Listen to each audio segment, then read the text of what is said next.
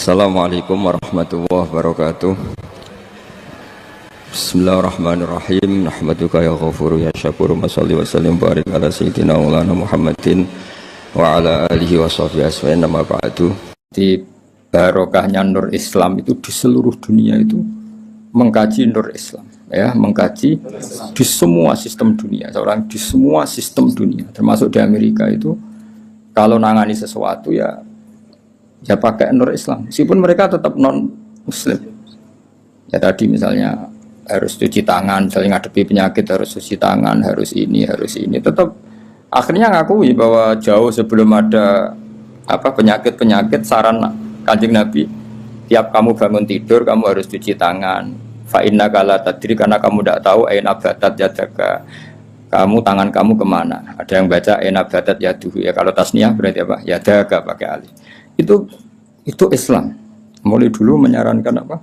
Terus mulai dulu ya sarannya Islam ya pakai air sing warid yang ngalir. Sehingga cara wong kuno nganggo padasan dulu, sekarang malah pakai keran. Itu jauh sebelum ada anjuran pemerintah pakai air ngalir. Kudune santri wis biasa. Jadi banyak ilmu yang menurut mereka baru, cara santri itu ya biasa aja. Karena memang kita hidupnya kan sudah benar, sudah waras. Sehingga benar kan nasibnya. Nah, pola hidup kita ini sudah waras, sudah bagus. Nah, soal solusi sosial malah gampang lagi. Saya beberapa kali ada orang konsultasi ke saya, solusi sosial Islam lebih hebat lagi. Dari awal Islam menghentikan to'amul wahid yakfi isnain wa to'amus isnain yakfi arba'atan. Jadi satu orang punya rezeki itu harusnya bisa nanggung satu orang, dua orang bisa nanggung 4 orang. Artinya kan kita biasakan misalnya konco akrab sing sitok orang ditanggung temannya, satu keluarga yang kerja 2, satu rumah makan semua. Karena normalnya memang rezekinya orang satu itu bisa menghidupi orang 2, orang 3, orang 4. Nah, yang menjadi kacau agama ini kan gini. Yang kacau menurut agama adalah apa? Jatah yang papat tindak nung sitok mulai merusak kan langsung. Nah, sekarang banyak orang rakus gitu. Wong sak nampan kok tindak wong loro. Iku mulai rusak iku. Paham yo? Wetenge lho dididik, paham. Jadi sebetulnya menurut Islam itu kan to'amul wahid yakfi isnain, wa to'amus isnain yakfi arba'atan. Itu malah walian. To'amul wahid yastaghribu to'ama arba'atan. Itu kan ribet kan? Ya saya muga terus pura pangeran. Nah, bayangkan kalau itu pejabat, kerakusan terhadap aset negara harusnya menyebar terus dikuasai 1-2 orang. Kayak apa kacaunya dunia ini. Lah ya lagi-lagi semua itu Nur Muhammad, ajaran Rasulullah Shallallahu Alaihi Wasallam tetap ajaran sing halul muskilat, bisa mengurai problem. Maka kita buktikan bahwa kita yang Islam itu hidup kita stabil, hidup kita nyaman. Kalau enggak ya bagian dari problem itu. Ya bagian dari apa? Problem itu. Tetap Kanjeng Nabi faqad nusirat fil kainati a'lamu ulumik. Jadi meskipun di negara non muslim semuanya sekarang mengkaji apa? Islam. Sejarah para malaikat ya faqad nusirat fil kainati a'lamu ulumik. Semua alam raya ini pasti nanti mengkaji ilmu Muhammad. Sekarang sedekah Rasulullah ketika Amerika yang mengkaji Islam, Eropa juga mengkaji, semua mengkaji Islam. Wa tabasyarat lan dadi bunga apa al makhluqatu bira-bira makhluk bikutu hingga kelan tekani sira. Walam yaqolan ora tetep sapa seun perkara mimma sing perkara khalaqa kang gawe sapa Allah taala illa jaa, kecuali teko apa li Amerika maring perintah sira Muhammad, perintah jenengan Muhammad qai'an iku wong sing taat. Wali maqalati kaiku sami'an lan maring dawuh jenengan sami'an ngrungokno. Terus nanti alam raya ini semuanya tunduk pada perintah Rasulullah sallallahu alaihi wasallam. Aku yakin dunia tambah kacau itu tetap tambah butuh Islam. Kayak sekarang dari dulu tuh Islam menyarankan supaya hidup itu sederhana. Bareng dunia kuwaco anggur wong ora sederhana. Bareng ono kekacauan ini lagi menyarankan hidup sederhana. Jadi cara santri cara kene kan yes biasa urip kok. Jangan keluar kalau enggak penting. Dari awal Islam ngajarno min husni islamil mar'i tarkuhu malayan. Kok malah lagi roh saiki piye kok terlambat ilmune. Kita ini tahu mulai dulu pun. Pemene bagi sirati 2 ape metu opo. Sirati opo santeng ae no. Niku ora usah dilarang wis ra kelar metu. Paham ya? Tapi mulai dulu kan Kalau kita diumumkan jangan keluar kalau tidak penting. Dari itu dulu ajaran kita kan sebaik-baiknya Islam meninggalkan yang tidak penting. Serasa diwarai yang suhune mulai cilik suhune.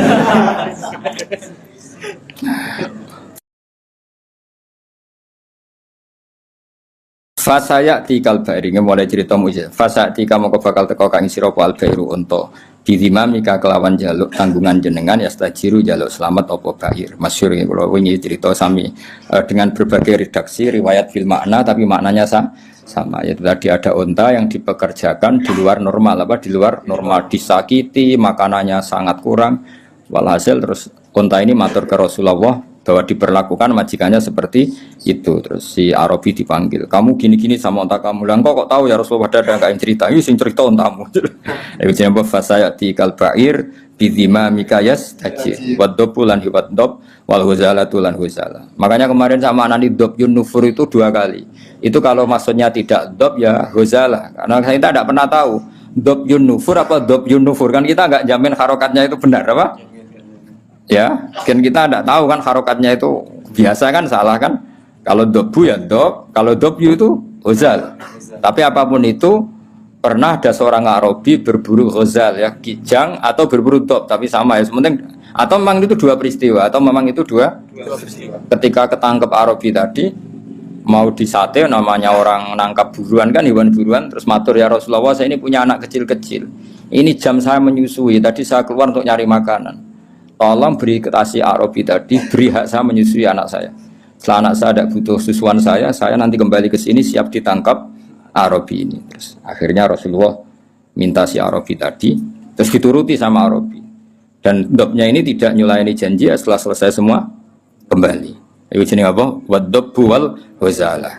Nah yang kemarin apa? Inta apa dobyu nufuru tadi yang kemarin itu saya tidak tahu. Makanya dobyu atau dobu kita tidak tahu. Tapi apapun itu tetap maknanya itu minta tolong Rasulullah apa? Minta tolong Rasulullah. Ya syadani waddob wal ghazala ya syadani yang saya podop lan ghazala laka maring panjenengan birisalah kelawan diutus wal qamaru lan rembulan wasyajaru lan wit wa thibulan zib sangka kata zibun apa? Serigala wa thibulan serigala. Wong Arab kadang muni zibun, kadang muni apa? Zibun kados tenggiro asapah napa? Zibun atau apa? Zibun. Iku yang tikuna padha ngucap kabeh binubu atika kelan nabine panjenengan angkoripin sange wektu sing parek. Wa markabu kawate tumpakane panjenengan alburaku buruk. Ila jamali kamaring gantenge panjenengan mustaqun utai buruk iku kewan sing bronto sing kangen. Ya dadi buruk itu sangat rindu supaya dinaiki Rasulullah sallallahu alaihi wasallam. Wa Jibrilu ta Jibril sawu sumamlate katika kang ngatur sistem kerajaan. Jadi kemana Jibril itu mitranya Nabi sing ngatur alam raya ini iku qot a'lana. Teman-teman maklumat no sapa Jibril bizikrika kelan nyebut panjenengan fil afaq dalam penjajahane langit. Jadi Jibril yang mempopulerkan namamu di langit. Jadi Jibril memaklumatkan bahwa sekarang lahirlah seorang nabi yang sangat dicintai Allah namanya Muhammad sehingga alam raya di langit enggak ada yang kenal Kanjeng Nabi karena sudah dimaklumatkan oleh malaikat Jibril. Iku jenenge apa? Wa rafa'na laka dzikra. Wal qamaru rembulan makmurun dan perintahna laka maring sira bil insyikaki kelan pecah. Ketika orang kafir menuntut mukjizat minta bulan itu dipecah dan itu pernah terjadi iqtarabatis sa'atu wan syaqqal qamar. Wa kullu man liskabehane wong fil kauni ing dalam alam raya ku mutasawwiqun bronto kabeh, bronto rindu yang sangat. Wong Arab nadarani syauqun. Mulane sebagian makhluk jam ayyuhas syauqul jazil wahai manusia yang layak dikangeni. Jadi Nabi itu semua orang pasti kangen. Wa kullu man liskabehane wong fil kauni ing dalam alam raya ku mutasawwiqun iku kangen banget dihuri kamaring muncule panjenengan muntaziro tur ngenteni li isyraqi nurika maring padange nure panjenengan. Fabena mal habibu ing dalam antarane Rasulullah sallallahu alaihi wasallam iku mun situn iku wong sing ngrungokno. Ngrungokno li sama itilkal asbah maring ngrungokno mengkono-mengkono asbah maknane jumleger maksudnya fisik-fisik itu. Halimah kan enggak tahu kalau itu malaikat. Pokoke bahasakan Muhammad kekasihku iki mendengar itu semua. Iku jenenge apa? Mun situn li sama itilkal asbah. Wa wajhu te wajah Nabi mutahalilun bersinar kanuri soba kaya dene cahaya pagi hari. Jadi Nabi mendengar saja dengan penuh seksama dan Nabi kelihatan berbinar-binar. Ya itu tadi didawi malaikat tadi, malaikat setelah ngoperasi kan ngendikan panjang lebar. bahwa kamu itu calon nabi, kamu begini-begini, itu Halimah dengar semua. Iz aqbala dumadaan madhep sapa Halimah tu Halimah mu'linatan hale wong sing banterno bisyahi lan bengok. Maksudnya bengok kaget kan karena nabi dikelola orang yang tidak dikenal. Habis itu di bredel, di apa-apa itu kan kaget betul ibu rodoknya. Aku lu ngucap sapa Halimah, dawuh sapa Halimah wa ghoriba, wong sing aneh, wong sing asing sendiri. Maksudnya karena nabi pas itu jauh dari saudaranya karena saudaranya kan lari semua. Ya ketika melihat malaikat tadi kan saudaranya lari semua, berarti Nabi sendiri. Wong Arab namuni wa ghoriba, napa? Wa ghoriba. Faqalat mongko dawuh sapa al malaikat ya Muhammad ya Muhammad ma anta bi ghorib. Ma anta ora ana te sira bi ghoribin kelan wong sing dhewean, bal anta te sira minallahi qoribun parek. Wa anta te sira lahu maring Allah, wa anta te panjenengan lahu maring Allah sofiyun pilihan wa habibun lan kekasih. Ketika Halimah muni wa ghoribah, jari malaikat, tenang kamu Muhammad, kamu tidak sendiri, kamu dekat sama Allah. Ya tentu perasaannya Halimah sama malaikat kan beda. Qala Halimah wa wahidah, duh wong sing dhewean. Tentu cara Halimah Nabi Muhammad itu posisi sendiri karena saudaranya lari semua. Faqalat moko dawuh sapa al malaikat ya Muhammadu ma anta biwahid. Ma anta ora ana sira biwahidin kelan dhewean. Bal anta uta sira iku sahibut ta'yiti wong kang duweni kekuatan. Wa anisu ka te koncone sira iku alhamidul majid dat sing hamidul majid. Ya, tapi problemnya malaikat kan enggak bisa ngomong ke Halimah gak nabi. Halimah boten apa? Nabi mau matur nang Kanjeng Nabi ora mat kira dhewean tenang wae, kowe dibarengi pangeran sing alhamidul majid. Wa ikhwanuka te dulur sira ku ikhwanuka ya dulur sira minal malaikat sing para malaikat wa ahli tauhid lan ahli tauhid. Soal dulurem do mlayu dulur rodoke tenang ae. Kabeh malaikat, kabeh ahli tauhid ku dulur. Iki dawuh malaikat. Terus qalat Halimatu wa yatimah. Ya sak ngono sekaruan status yatim. Faqalatil malaikatu lillahi darruka min yatim. Lillahi kagungane Allah sarasan darruka uta nikmat sira. Manan darun puan. Maksudnya puan nikmat sira min yatimin. Ya enggak apa-apa kamu yatim tapi yatim terbaik. Fa inna qadraka monggo sak temne kadar sira inda wa munggu Allah iku azimun iku aku. Ini cerita Nabi ketika ketemu Nabi Adam. Fa idza nazara qibala yaminih dhahika. Fa idza nazara qibala shimalih baka. Nabi Adam ketika melihat ke kanan itu senyum-senyum, senang sekali. Tapi kalau kau melihat ke kiri itu nangis. Lalu Rasulullah SAW tanya ke malaikat Jibril, itu siapa? Itu Adam. Dan yang kelompok di kanan itu ahli surga, maka beliau kalau melihat senang sekali. Dan kalau yang di kiri itu ahli neraka, kalau beliau melihat itu susah sekali. Artinya apa? Betapa susahnya jadi Nabi Adam itu. Jadi kalau misalnya ada koruptor ketangkep gitu ya, yang nangkep ya cucunya, yang ditangkep juga cucunya. Kalau kita punya anak 10 itu, terus yang satu misalnya nyuri milik temannya, milik saudaranya itu, sing naboi ya anaknya, yang ditaboi juga anaknya. Kayak apa tersiksanya seorang Nabi Adam? Karena nggak punya pilihan, pasti dari sekian kasus dolim dan mazlum, yang mendolimi maupun yang didolimi itu pasti anak cucunya. Jadi betapa susahnya seorang Nabi Adam. Jadi termasuk kearifan kita sebagai manusia itu belajar dari takdir yang kita hadapi, yaitu keterbatasan kita sebagai manusia. Kita harus bisa ngelola kegagalan, terima kodok kodar. Makanya kata Mbah Mun, abahnya Gus Hasin itu sering cerita ke saya, iman itu paling dhuwur itu iman kodok kodar, khairihi wa syarrihi minallah. Kita harus punya kesiapan iman khairihi wa syarrihi minallah. Bahwa segala kebaikan, segala syar itu sudah digariskan oleh Allah Ta'ala. Kita bisa apa sebagai manusia. Jadi pertama Nabi Muhammad ketemu di as-sama idunya, langit paling dekat, itu ketemu Nabi Adam dengan kondisi seperti tadi. Kalau melihat ke kanan itu senyum, karena itu anak-anak beliau, turunan beliau yang ahli surga. Kalau melihat ke kiri itu nangis, karena itu cucu beliau yang ditakdir tidak jadi orang baik. Artinya kalau ada peristiwa sosial apa saja, yang satu zalim, yang satu mazlum, atau yang satu benar, yang satu salah, atau sama-sama benar tapi salah paham, itu semua adalah cucu Nabi Adam alaihi salam, dan itu membuat beliau kadang-kadang dohika, kadang-kadang senyum, kadang-kadang baka, kadang-kadang nangis. Jadi itu yang menjadikan tambahnya arifnya Rasulullah SAW. Saya teruskan, qultu ya Jibril man hada qal hada Adam. Wa hadil aswida an yamini wa an shimalih nasamu bani. Fa ahlul yamin ahlul jannah wal aswida allati an shimali ahlun nar. Fa idza nazara qibala yamini dhahika wa idza nazara qibala shimalihi baka. Itu seperti misalnya kita punya anak 5, yang satu sukses jadi profesor doktor atau jadi orang alim, yang satu sekolah saja agak naik, misalnya sudah agak naik, ngentek dunia itu ngabiskan harta itu kan. Tapi barokahnya itu mungkin kita mau jadi sombong nggak jadi itu karena punya anak yang nggak sukses. Mungkin barokahnya punya anak yang sukses itu meredam keangkuhan kita, terus kita menjadi orang yang sopan dengan tetangga, dengan orang lain karena dipaksa punya hal-hal yang seperti itu. Jadi semua yang ditakdir Allah kalau kita ridho itu pasti baik.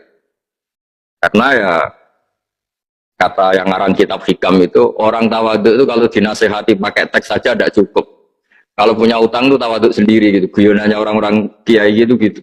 Ada orang sombong, supaya ada sombong kalau dia ketemu orang yang ngutangin itu pasti sopan sendiri. Jadi kalau dinasehati suruh sopan susah, tapi kalau ketemu orang yang ngutangin atau ketemu orang yang dia butuh pasti dengan sendirinya sopan sendiri.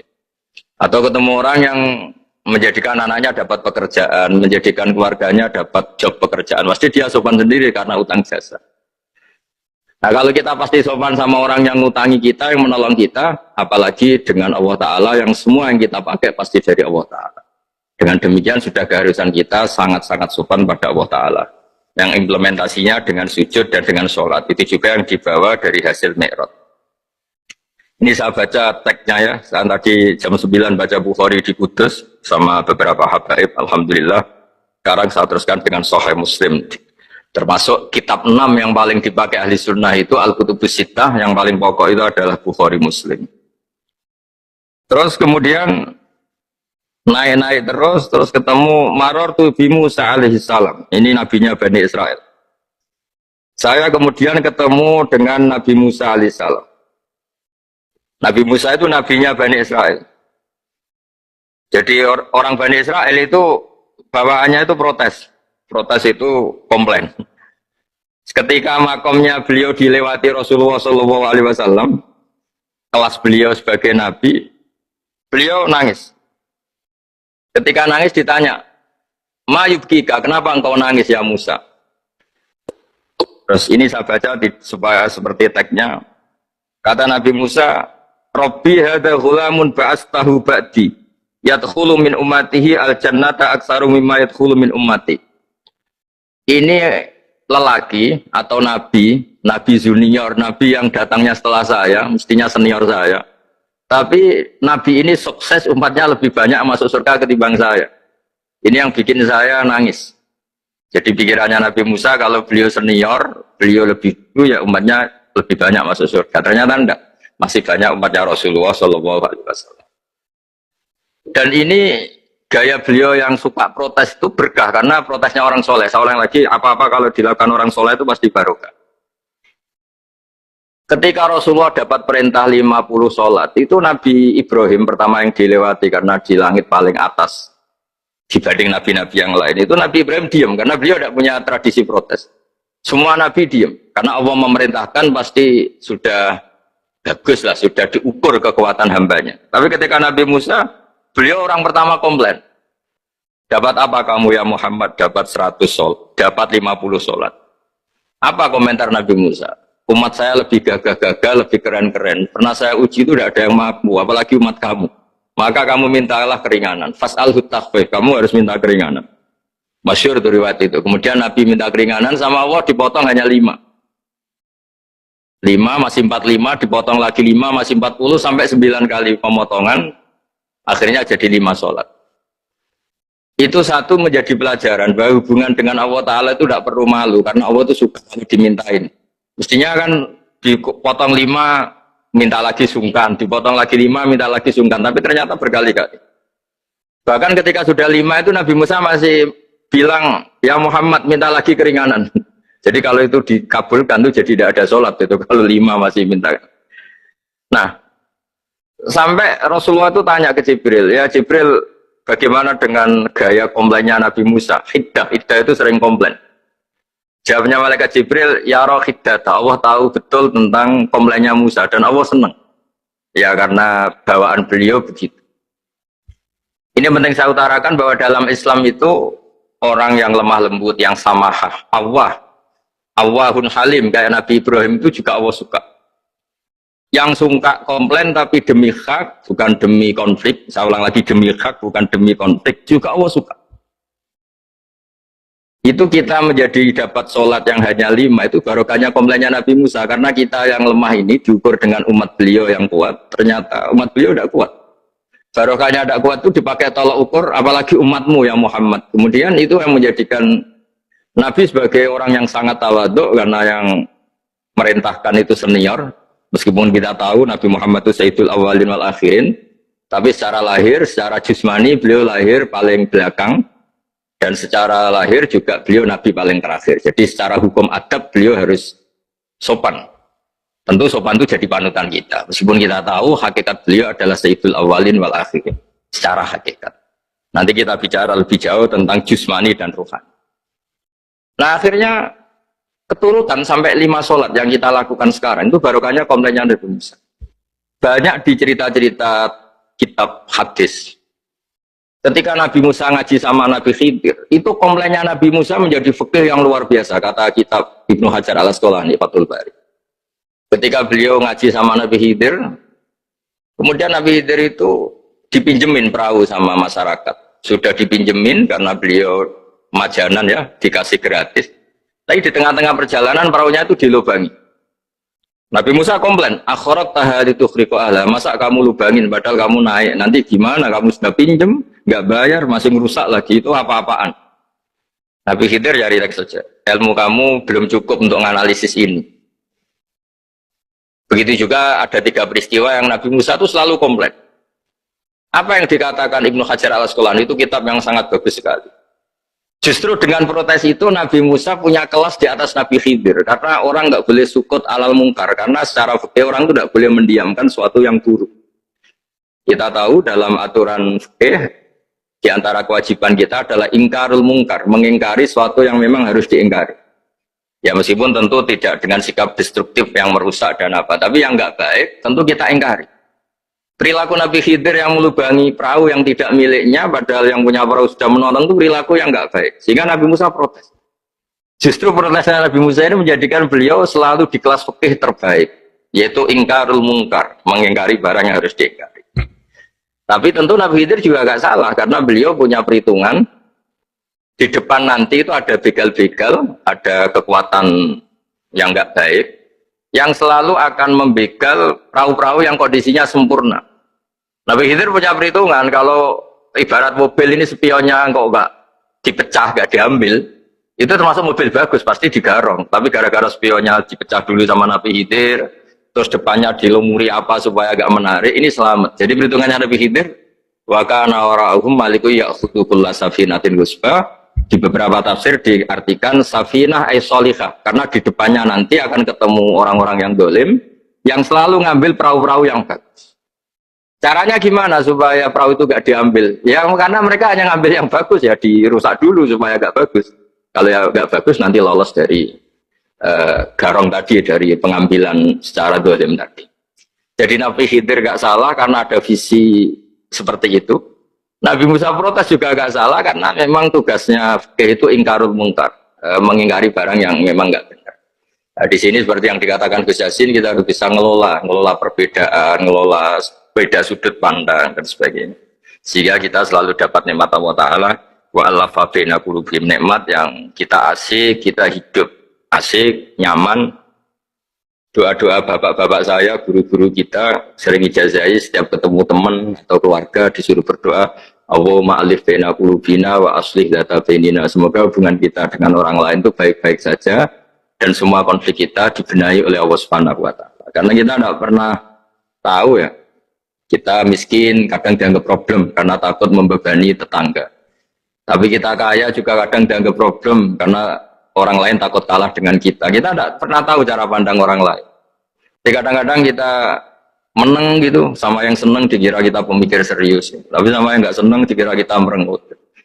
Kita guyon, kata yang senang itu luar biasa. Kita dianggap orang yang ceria. Bagi yang nggak senang dianggap arogan.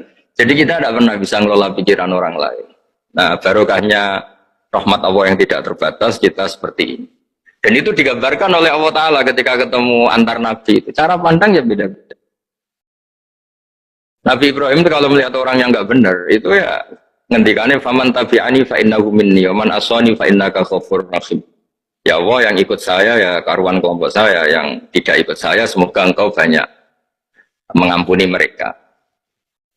Nabi Nuh beda sekali cara pandang. Nabi Isa ubudiyah murni. Ketika melihat orang yang enggak benar, beliau tidak ngambil sikap. Beliau ngendikan intu adzibhum fa innahum ibadu. Kalau engkau siksa nggih monggo Gusti, itu hamba-hamba jenengan, itu terserah jenengan. Wa in taghfir lahum, kalau engkau ampuni nggih monggo, jenengan yang punya pertimbangan lebih bijak.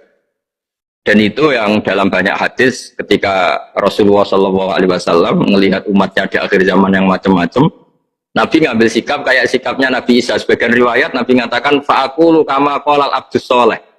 Saya akan ngambil sikap kayak sikapnya al-abdus soleh. Di hadis itu diredaksikan yaitu dengan redaksi intu adzibhum fa innahum ibaduk wa in taghfir lahum fa innaka antal azizul hakim. Ya, saya teruskan. Kemudian akhirnya Rasulullah SAW sampai ke Sidratil Muntaha. Wa ra'aitu Ibrahim alaihi salam wa ana asbahu waladih bih. Ketika ketemu Nabi Ibrahim, hubungan Rasulullah itu sangat emosional. Beliau yang pertama diceritakan, saya ketika ketemu Nabi Ibrahim itu senang sekali karena ternyata saya ini cucu beliau, turunan beliau yang paling mirip beliau. Jadi ini unik, dari sekian peristiwa besar, peristiwa langit, kemudian Nabi ada hubungan emosional yang luar biasa ketika ketemu Nabi Ibrahim. Pertama yang dikatakan Nabi, wa ana asbahu waladihi. Saya adalah cucu yang paling mirip beliau. Dan ini kita tahu akhirnya di semua syariat kita, istilah resminya itu anit tabi millata Ibrahim hanifah. Di istilah resmi agama kita, millata abikum Ibrahim, agama leluhur kamu Ibrahim. Kita ketika baca sholawat, Allahumma sholli ala sayyidina Muhammad, terusannya juga kama sholli ta'ala sayyidina Ibrahim wa ala ali Ibrahim. Dan seterusnya, dan seterusnya. Kemudian yang terakhir saya cerita secara akidah Ahlussunnah wal Jamaah yang dianut oleh Imam Asy'ari dan Maturidi. Meskipun secara lahir itu Nabi mengalami pertemuan dengan Allah di Sidratil Muntaha, tapi tetap saja kita cara pandang bahwa Allah Ta'ala itu mukhalafatul hawadis. Allah tidak bisa kamu andekan di satu tempat terus mengalami hal-hal yang kita alami sebagai makhluk. Sebab itu sirinya kenapa di surat Isra dimulai dari subhanalladzi. Allah tetap maha suci. Maha suci itu artinya terbebas dari yang kita alami. Allah selalu mukhalafatul hawadis. Allah la yahtaju ila makarin. Allah tidak butuh tempat. Allah tidak butuh waktu. Allah tidak butuh semua. Karena Allah itu qayyum. Allah itu qiyamuhu binafsihi, berdiri sendiri. Allah tidak butuh aras. Allah tidak butuh kursi. Tapi eksistensi kursi yang butuh Allah. Allah tidak butuh aras, tidak butuh kursi. Tidak butuh langit, semuanya itu berdiri karena Allah, bukan sebaliknya Allah berdiri di atas semuanya. Sehingga kita mulai kecil diajari Allah itu siapa? Al-Qayyum. Kalau bahasa kita qiyamuhu binafsi, selalu berdiri sendiri, dan Allah itu Al-Ghaniyul Mutlaq, nggak butuh yang lain. Di sini pentingnya selalu Nabi ngintikan subhanallah, subhanallah, beritanya tetap Allah itu maha suci, Allah maha besar, Allah maha agung, dan keagungannya diantara ditandai dia punya sifat yang tidak sifat kita. Dia punya keabadian yang tidak bisa kita miliki. Dia punya semuanya yang tidak kita miliki. Itu sebab itu dimulai subhanalladzi asra bi 'abdi lailam minal masjidil haram. Jadi kata subhana ini maha suci itu maha suci dari tempat, dari waktu, dari apa saja. Meskipun Allah punya adat, punya sunnah memperlakukan hambanya itu dengan logika atau bayangan yang dibayangkan seorang hambanya. Sehingga seakan-akan kita ini ya ketemu, seakan-akan kita bisa ini melihat. Sehingga di surga disebut kita ini melihat Allah. Tapi semua ahli sunnah mengatakan, tapi kamu melihat Allah itu tetap saja bila kaifin walan khisorin. Tidak bisa terus menciri. Menciri itu bisa membatasi sifatnya Allah itu begini-begini, tidak bisa. Tetap Allah itu la tudrikul absar wa huwa yudrikul absar. Tapi kita bisa disebut melihat dengan kemakhlukan kita yang profan. Di surga disebut melihat, tapi bukan melihat yang kayak kita melihat antar makhluk yang terus bisa apa itu cerita detail, cerita spesifik, cerita apa tidak bisa. La tudrikul absar. Ini hebatnya ulama-ulama kita, selalu cerita Mi'raj, cerita nazar ila wa fil jannah, melihat Allah di surga, tapi bersamaan dengan itu selalu cerita Allah itu mukhalafatul hawadis, Allah itu laisa kamislihi syai'un. Jadi terima kasih Gajang utamanya pada Gus Yasin dan yang membantu semuanya. Barokahnya kita ketemu bisa ngaji, supaya barokah saya baca teks aslinya di hadisil Isra, karena tadi saya jam 9 sudah baca Bukhari, ini supaya dapat berkah saya ini baca Sahih Muslim. Begini ya, saya tak cerita karena saya baca kitab itu banyak sekali. Ini bukan dalam konteks sombong atau takabur, boten. Saya cerita baca kitab banyak itu supaya sampean tahu bahwa pikiran saya ini mamluk, dipenuhi dengan pikiran-pikiran ulama dulu karena saya sering baca. Jadi tidak pikiran saya sendiri. Khusyuk itu maknanya takut. Ya takut itu ya maknanya takut. Takut itu ya kelas-kelasan. Misalnya saya dipanggil bapak saya, "Bahak sini." Sekedar datang ke tempat itu meskipun nggak niat nurut, saya ulang lagi, sekedar datang ke tempat beliau manggil saya meskipun nggak niat nurut, itu sudah satu poin tertentu. Karena dipanggil terus menghadap itu sudah bagus, meskipun di hati saya nanti saya bilang nggak mau, saya mau main. Tapi itu sudah poin tersendiri. Karena bandingannya akbala dalam bahasa Arab itu adbaro. Adbaro itu dari kata dubur, dubur itu membelakangi. Daripada misalnya dipanggil bahak sini, malah lari menjauh, membelakangi. Kalau dalam bahasa Arab adbaro, adbaro itu menjadikan duburnya di belakangnya. Makanya bandingannya akbala itu menghadap dengan muka. Kalau adbaro orang di belakangi pakai duburnya. Makanya dalam bahasa Arab disebut adbaro. Nah, sehingga terburuk dari seorang hamba itu adbaro, dipanggil ndak moro, dipanggil ndak menuju yang dipanggil, malah menjauh. Nah menjauh ini dalam bahasa Arab itu kadang dibahasakan tawalla. Tawalla itu mengo itu menghindari, atau adbaro, membelakang. Jadi kalau Anda sholat kok masih sering salah, dan saya yakin semua orang juga gitu, kalau nggak nabi, nggak wali itu ada ya kesalahan-kesalahan yang tidak fatal-fatal banget, karena ada kebaikan yang Anda lakukan, yaitu ketika Anda dipanggil, Anda istijabah, Anda mengiyakan dengan menghadap. Ya, itu sudah bagus. Nah setelah menghadap ternyata disuruh apa itu tidak nurut. Disuruh apa gak nurut itu satu kesalahan yang tidak mengganggu poin pertama tadi, Anda menghadap. Sehingga banyak cerita di hadis-hadis, ada sahabat yang zaman itu tidak soleh-soleh banget. Zaman itu ketika Nabi, saya ini mau sholat ya Rasulullah, tapi jangan diminta berhenti dari begini-begini. Beliau menyebutkan sekian kemungkaran sahabat tadi. Nabi komentarnya itu sayan hahumayakul. Nanti kalau sering sholat lama-lama ya nggak begitu. Nah ini kelirunya kita sebagai manusia. Lama-lama juga baik itu kita kira itu terus harus sekarang gitu loh. Nah itu keliru. Harus sekarang itu keliru. Bisa saja kita ini setiap sholat pasti sudah ditulis Allah nanti itu mati baik. Belalah nanti habis asar sebelum kita maksiat sudah mati. Habis sisa sebelum kita maksiat lagi sudah mati. Dari barokahnya sholat itu ada waktu yang potensi ya, potensi sholat itu akhir kenangan kita, sholat itu identitas kita, sholat itu status kita. Nah, karena kita sholat itu pakai niat, niat itu komitmen. Sementara kalau Anda maksiat itu tidak pakai niat, karena zallah. Zallah itu ya ada niat maksiat, tahu-tahu mungkin di bis ketemu orang cantik, terus agak jelalatan, tapi kan tidak niat. Tapi kalau sampai sholat kan datang ke masjid, bayangkan diimami ini, nanti kamu takbir, nanti kamu baca ini, baca ini. Jadi benar-benar komitmen, itu status kita. Kata Said Zabidi disebut mautinuhu wa haqiqatuh. Baiknya umat Islam itu kalau taat itu mautinuhu, itu alamat resminya, itu statusnya, kata Said Zabidi. Tapi kalau dia maksiat itu zallah, zallah itu kepleset. Jadi tidak pernah jadi status kita. Semoga semua maksiat kita ini tidak status, tapi zallah. Tapi ketika taat itu status, hakikat kita. Maka falau butiyah ya haqiqatuh wa mautinuhu wa dhatuh. Ini kata Said Abdul Az-Zabidi pengarang Ithal. Orang Islam itu orang yang ketika ibadah itu identitasnya betul, ketika ibadah itu Allahu Akbar, dia berharap rahmatnya Allah gini-gini. Nah ketika salah dia zallah, dia ngantor ya ada niat korupsi, dia ingin memenai negara ini, dia nyai juga agak ingin macam-macam gitu. Ya tapi karena manusia terus ada zallah. Nah semoga semua kesalahan kita ini zallah. Zallah itu ya cara Jawa kepleset, tidak mental. Dan semua kebaikan kita ini mental, yaitu kebaikan yang jadi tempat kita, identitas kita, hakikatuh wa mautinuh wa dzat. Tapi jangan pernah berpikir kalau apa artinya sholat kalau kita masih melakukan kemungkaran, itu salah besar. Sholat itu wajib, dengan Anda sholat itu sudah mengurangi kemungkaran Anda, karena Anda tidak melawan ketentuan Allah Ta'ala. Kayak kita orang Indonesia, Meskipun kita koruptor, mau jadi KTP Indonesia sudah bagus. Kita mau jadi warga Indonesia. Meskipun setelah itu kita korupsi dan salah, tapi lumayan jadi mau jadi warga apa? Indonesia. Orang mau sholat, artinya dia menstatuskan diri sebagai hamba Allah. Taken kontra, kalau saya ini hambamu ya Allah. Anta Robbi, iya karena butuh, iya karena stain. Soal salah ya salah aja. Ya. Sama, kita tetap warga Indonesia meskipun kita salah, meskipun kita koruptor, meskipun kita salah, tetap aja warga Indonesia yang berhak mendapat jatah makan meskipun di penjara, meskipun apa. Sama, kita ini hamba Allah yang mengakui kalau Allah itu Tuhan, kita hamba.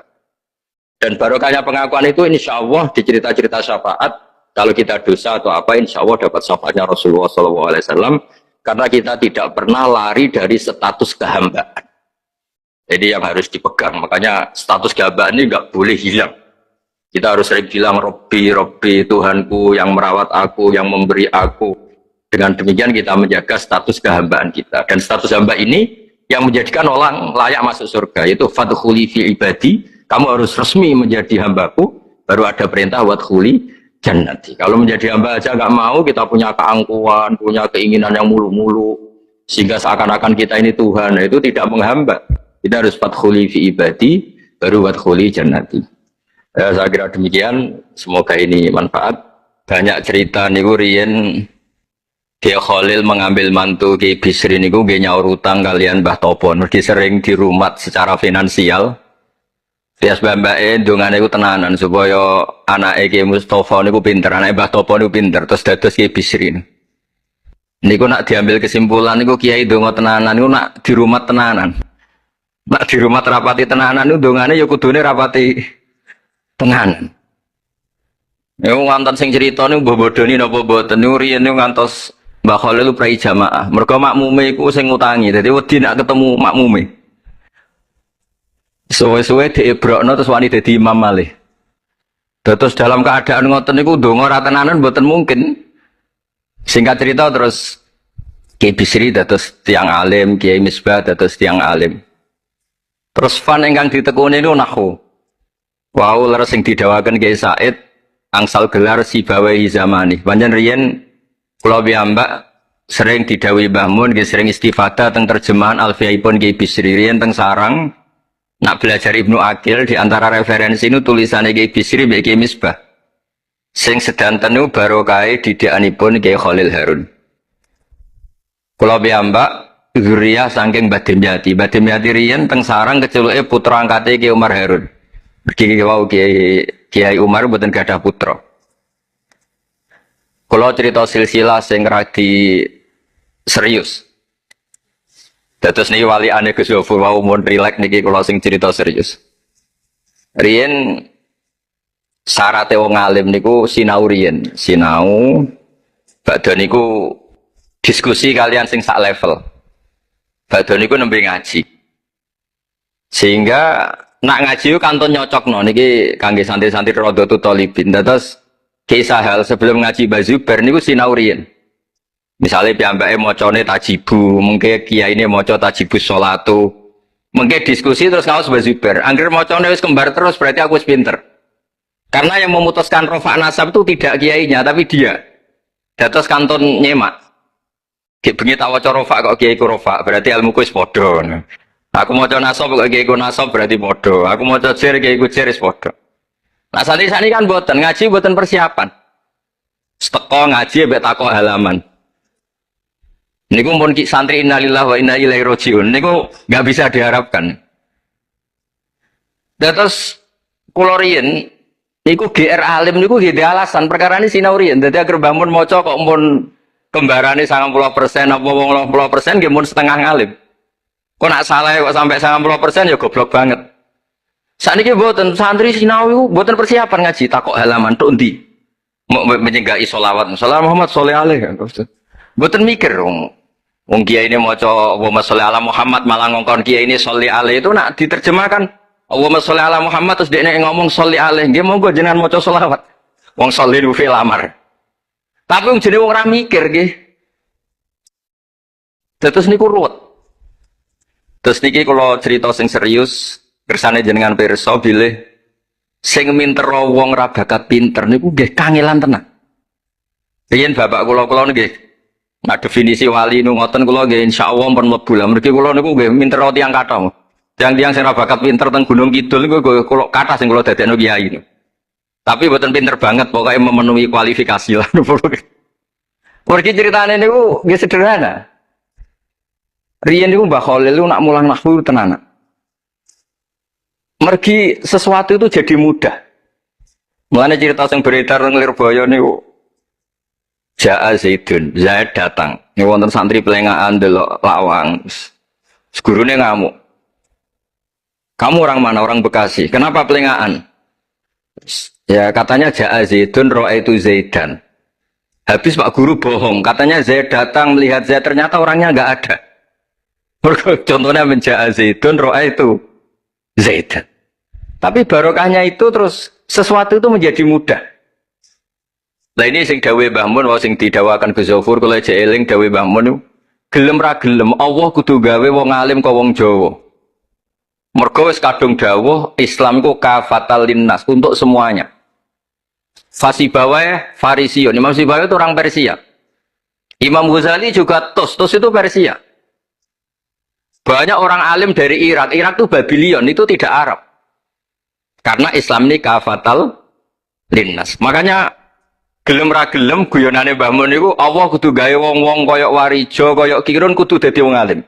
Guling-gilingan nek Islam tidak milik orang Arab saja tapi kafatal linnas. Niku nek cara paham. Dadi mumpun dadi janjine pangeran. Mulane sing mondok Arab nggih monggo, sing mondok pundi mawon nggih monggo, tapi Kiai Jawa tetep ndek jatah alim. Mergo niku mumpun kuota. Mumpun kuota.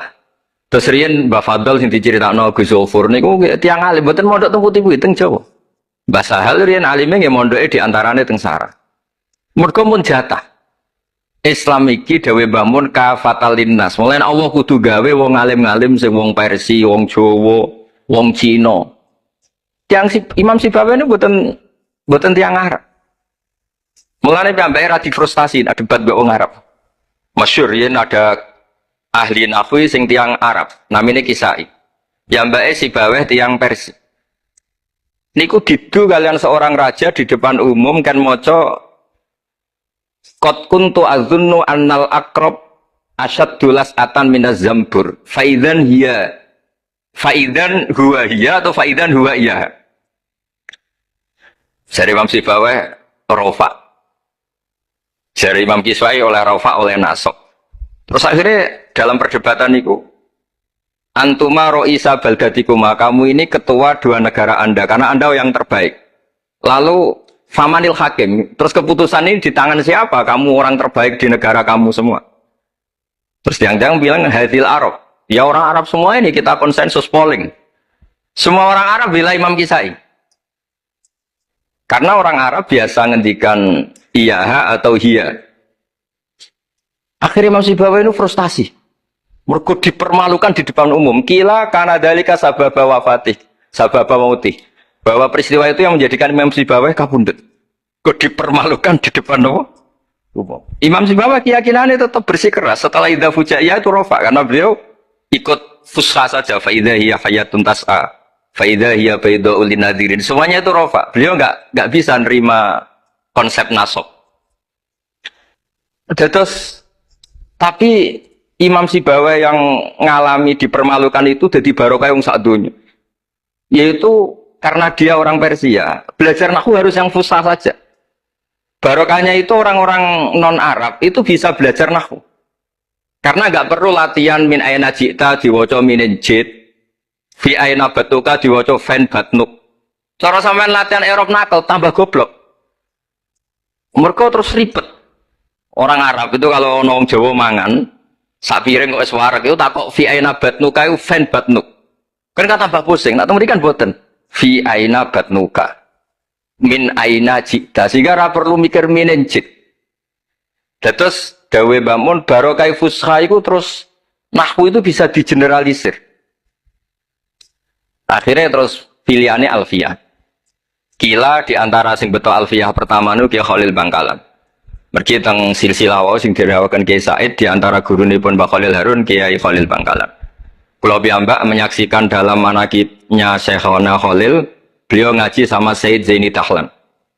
Said Zaini Dahlan gurune Said Abi Bakar Sato yang ngarang I'anatut Thalibin. Terus kalau misalnya saya pakai sanad Mbah Maimun, Mbah Mun, Mbah Zubair, Mbah Fakih Mas Kumambang, Kiai Mahfud Termas, Said Abi Bakar Sato, Said Zaini Dahlan. Kalau pakai Mbah Mun, Mbah Karim atau Mbah Manap, Syekhona Khalil, ini langsung dugi Said Zaini Dahlan. Jadi a'la sanadan kalau pakai jalur Mbah Mun, Mbah Karim, Syekhona Khalil langsung Sayyid Zaini Dahlan.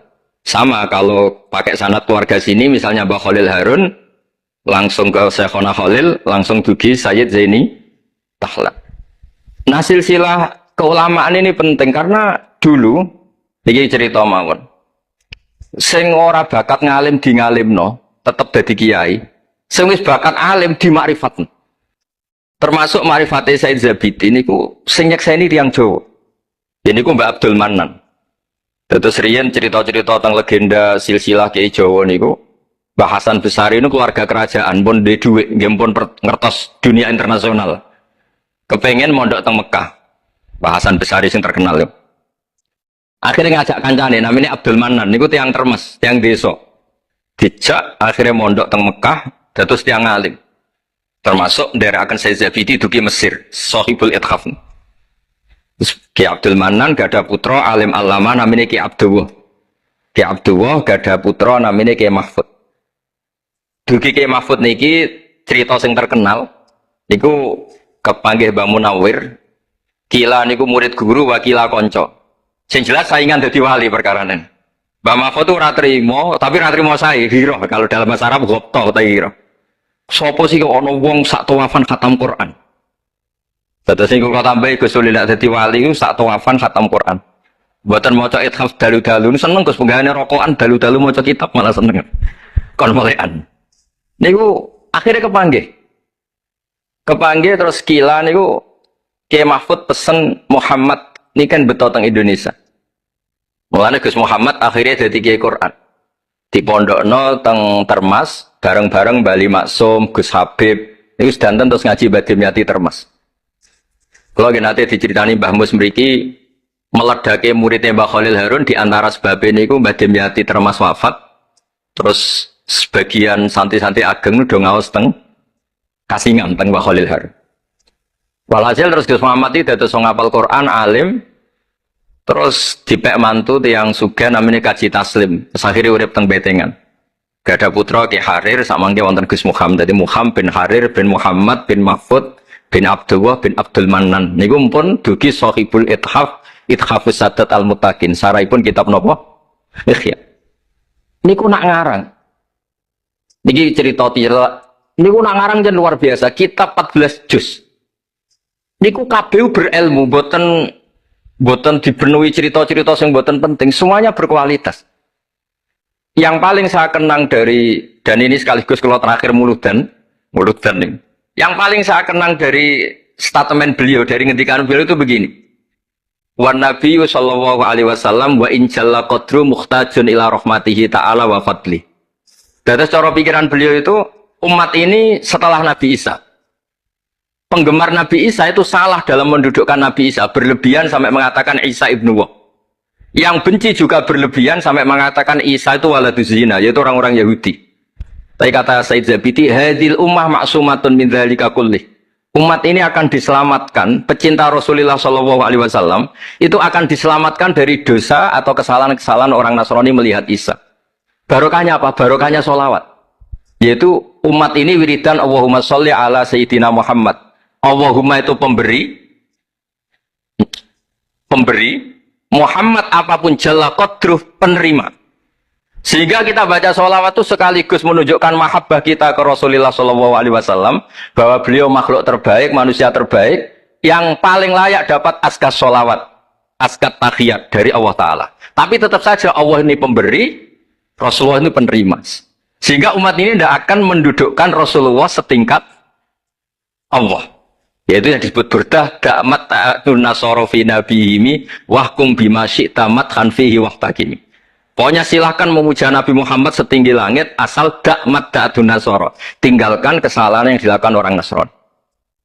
Nah itu kata Said Zabidi, cukup kowe maca sholawat. Karena dengan baca sholawat berarti Allahumma sholli ala Muhammad Allah pemberi, Nabi apapun agungnya penerima.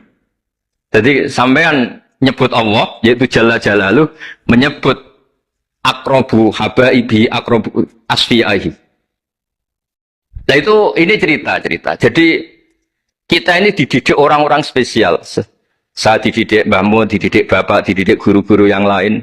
Beliau dididik Mbah Zubair di antara gurunya Mbah Karim, Mbah Fakih dididik Mbah Mahfud dididik Ki Abdullah dididik Ki Abdul Manan. Ki Abdul Manan ini dididik yang ngarang kitab Ithafus Sadatil Muttaqin. Terus di situ diterangkan sanad beliau sampai ila Rasulillah Shallallahu Alaihi Wasallam. Maka dengan seperti ini baca sholawat itu kualitasnya luar biasa. Ini bukan sekedar sholawat.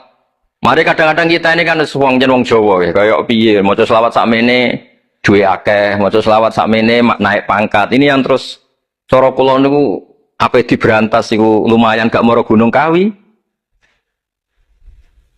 Tapi disetujoni kok kabeh kok dikompensasi materi. Jadi ribet jadi kijowon. Kalau mereka tidak punya sarana tawassul, engkau moro Gunung Kawi itu ya kedusan. Tapi mau coba solawat ben dadi bupati, engkau nara mandi nang nyalahno solawat. Jadi kijowon ya bingung. Nah sampean ra bingung berarti rong kiai, jadi kapan? Tapi apapun itu, dawe Said Zabiti wa Rasul wa Muhammad wa injalla qadruh muhtajun ila rahmatihi ta'ala wa fadlih. Itu mutiara yang luar biasa. Engkang kula dawa matur malih, nak ngelem Kanjeng Nabi ku ngelem kaya ulama. Nggih wau kados Said Zabidi.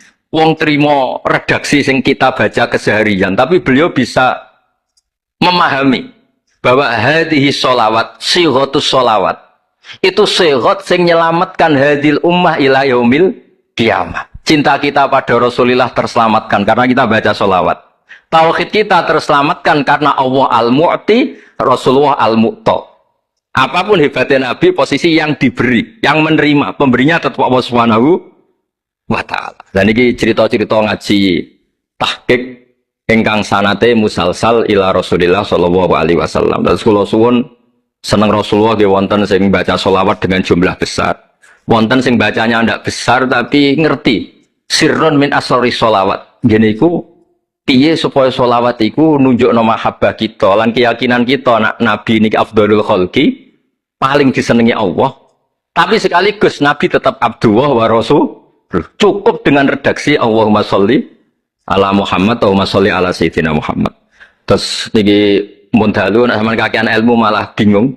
Wong kula piyambak pun nganggep final yang didhawuhna Gus Zofur mergi saya bersaksi karena hal yang sama juga Mbah Mun sering dawuh. Sing jelas iki Jawa kudu bangga tetep untuk kuota. Mergo Allah kadung ngendikan kafatal linnas. Jadi tetap Allah akan bikin orang-orang alim di lain orang Arab, mesti ono sing wong-wong non Arab. Kata Imam Ghazali orang Tus itu ikut Persia. Si Baweh juga Persia. Imam Abu Hanifah itu orang Irak. Irak itu termasuk Ajam. Karena ikut Babylon, wa kumma minal biladil ajamiyah. Mesir ikut Afrika. Terus insya Allah barokah cerita niki, barokah wow penjelasan Ibn Gus Zofur dan kita juga sering dengar dawe-dawe Mbah Mus, Mbah Khalil bahwa agama ini luar biasa. Mergi Indonesia nu boten saged bahasa Arab tapi saged ngarang kitab bahasa Arab. Ning Mbah Mun sering dawuh, Mbah Fadl bocah bahasa Arab ya ora iso. Di Ihsan Jampes tau dites Mbah Zubair, jadi Mbah Zubair iseng ngetes Mbah Ihsan dijak bahasa Arab ya ora iso, tapi iso ngarang kitab. Mbah Fadl ketemu supir taksi Arab ya tuntas. Pinter supir taksi. Mana gara Mbah Mun ana wong mondok Arab kepin pinter, kepin iso bahasa Arab. Kowe adol es ning Arab kok pinter bahasa Arab iso Mbah Mun. Nah pen alim yo niru Mbah Fadl. Tapi sakit alim alama. Mergi mumpun untuk kuota agama ini kafatal lintas. Nah, agama itu mulai dulu itu masalah klaim di sosialnya ya. Pada level kebenaran tentu agama itu hak dan batil. Tapi pada level sosial itu klaim. Klaim bahwa Ibrahim itu kita. Kata orang Islam, kata orang Yahudi Ibrahim itu kita, kata orang Nasrani Ibrahim itu kita. Sebab perdebatan itu ketika diputuskan Yerusalem, Hebron, terus Bethlehem, itu dianggap kota internasional, kota bersama. Sehingga di sana itu yang namanya Nabi itu kadang kakinya di masjid, kepalanya di sinagog, atau pokoknya separunan. Jadi saya pernah sholat di Masjid Ibrahim itu harus melewati sinagog. Itu tak inceng Nabi Ishak itu nang tengah-tengah sinagog. Ibrahim lumayan, sirahe ning masjid. Jadi hanya satu bangunan. Sama persis di Masjid Yerusalem itu masjid apa? Baitul Maqdis itu. Tembok yang satu yang sebelah ini dipakai tembok ratapan, tembok yang sama yang satu dipakai masjid. Itu jangan satu tembok, bukan dua tembok. Makanya tiga agama ini unik, musuhan tapi titik keramat itu menunjuk yang sama. Orang kok berhubung ra cocok us aku tak ning Bantul, enggak ada yang seperti itu. Semuanya di titik itu. Jadi nak donga yo krungu wong kula nate teng tempat tembok ratapan Yahudi. Makanya sekuler yo ono barokah dunia itu sekuler. Kula mriku nggih ketunan. Mbak-mbak nggih jilbaban enggak masalah. Karena dianggap tempat wisata. Sama di Mesir itu ada masjid tertua, Masjid Amr bin As. Wong barat nak rono ya ana sing katokan cekak macam-macam. Wong wisata. Kok Masjid Kauman Jogja. Coba yang mlebu ya lah wong sapa? Wisata. Maksudnya kan banyak turis yang ke situ posisi enggak berpakaian apa? Islami senajan to mok ning jowo di Masjidnya Amr bin As sama. Nah pertanyaannya gini, satu-satunya yang bisa meyakinkan umat Islam kalau Ibrahim tidak Yahudi dan Nasrani ya dawuh pangeran. Kenapa? Karena secara fisik makamnya itu di kawasan apa? Yahudi. Nabi Daud para meneh sak kemule itu tembok bintang kejora kabeh. Bahkan kalau ziarah ke sana kudu maca ala Yahudi dulu. Iya, Nabi Daud sing. Nah, di sini ini pentingnya nyuwun sewu, pentingnya dengan tanda kutip pentingnya politik. Jangan-jangan makam-makam itu terserah otoritasnya. Andai kan Indonesia itu menang Wahabi, mungkin makam-makam tulis sentral kemusyrikan, awas bahaya. Karena yang menang Aswaja ya tempat barokah. Ya tinggal yang nulis. Nah ini yang kita khawatirkan. Ibrahim mengalami seperti itu. Andai kan dulu yang menang 100% Umar atau Salahuddin Al-Ayyubi, mungkin Ibrahim itu enggak lagi ada sinagog di seputar Nabi siapa? Ibrahim. Semuanya mas. Tapi sekarang enggak, karena dikuasai dunia internasional itu jalan kakinya di sinagog. Ishak malah total Ishak itu. Yakub malah total semua tubuhnya di sinagog karena Yakub itu nama lainnya siapa? Israel. Ya, nama lainnya Yakub siapa? Makanya Yakub bin Ishak bin Ibrahim. Lah Yakub punya anak namanya Yahuda. Paham ya? Makanya Yahuda bin Yakub bin Ishak bin Ibrahim. Yahuda punya dulur yang li'ab 12, yang dulur punya dulur li'ab itu 2, Bunyamin sama siapa? Yusuf. Ya Bunyamin Yusuf ini sakit. Yang lainnya berapa?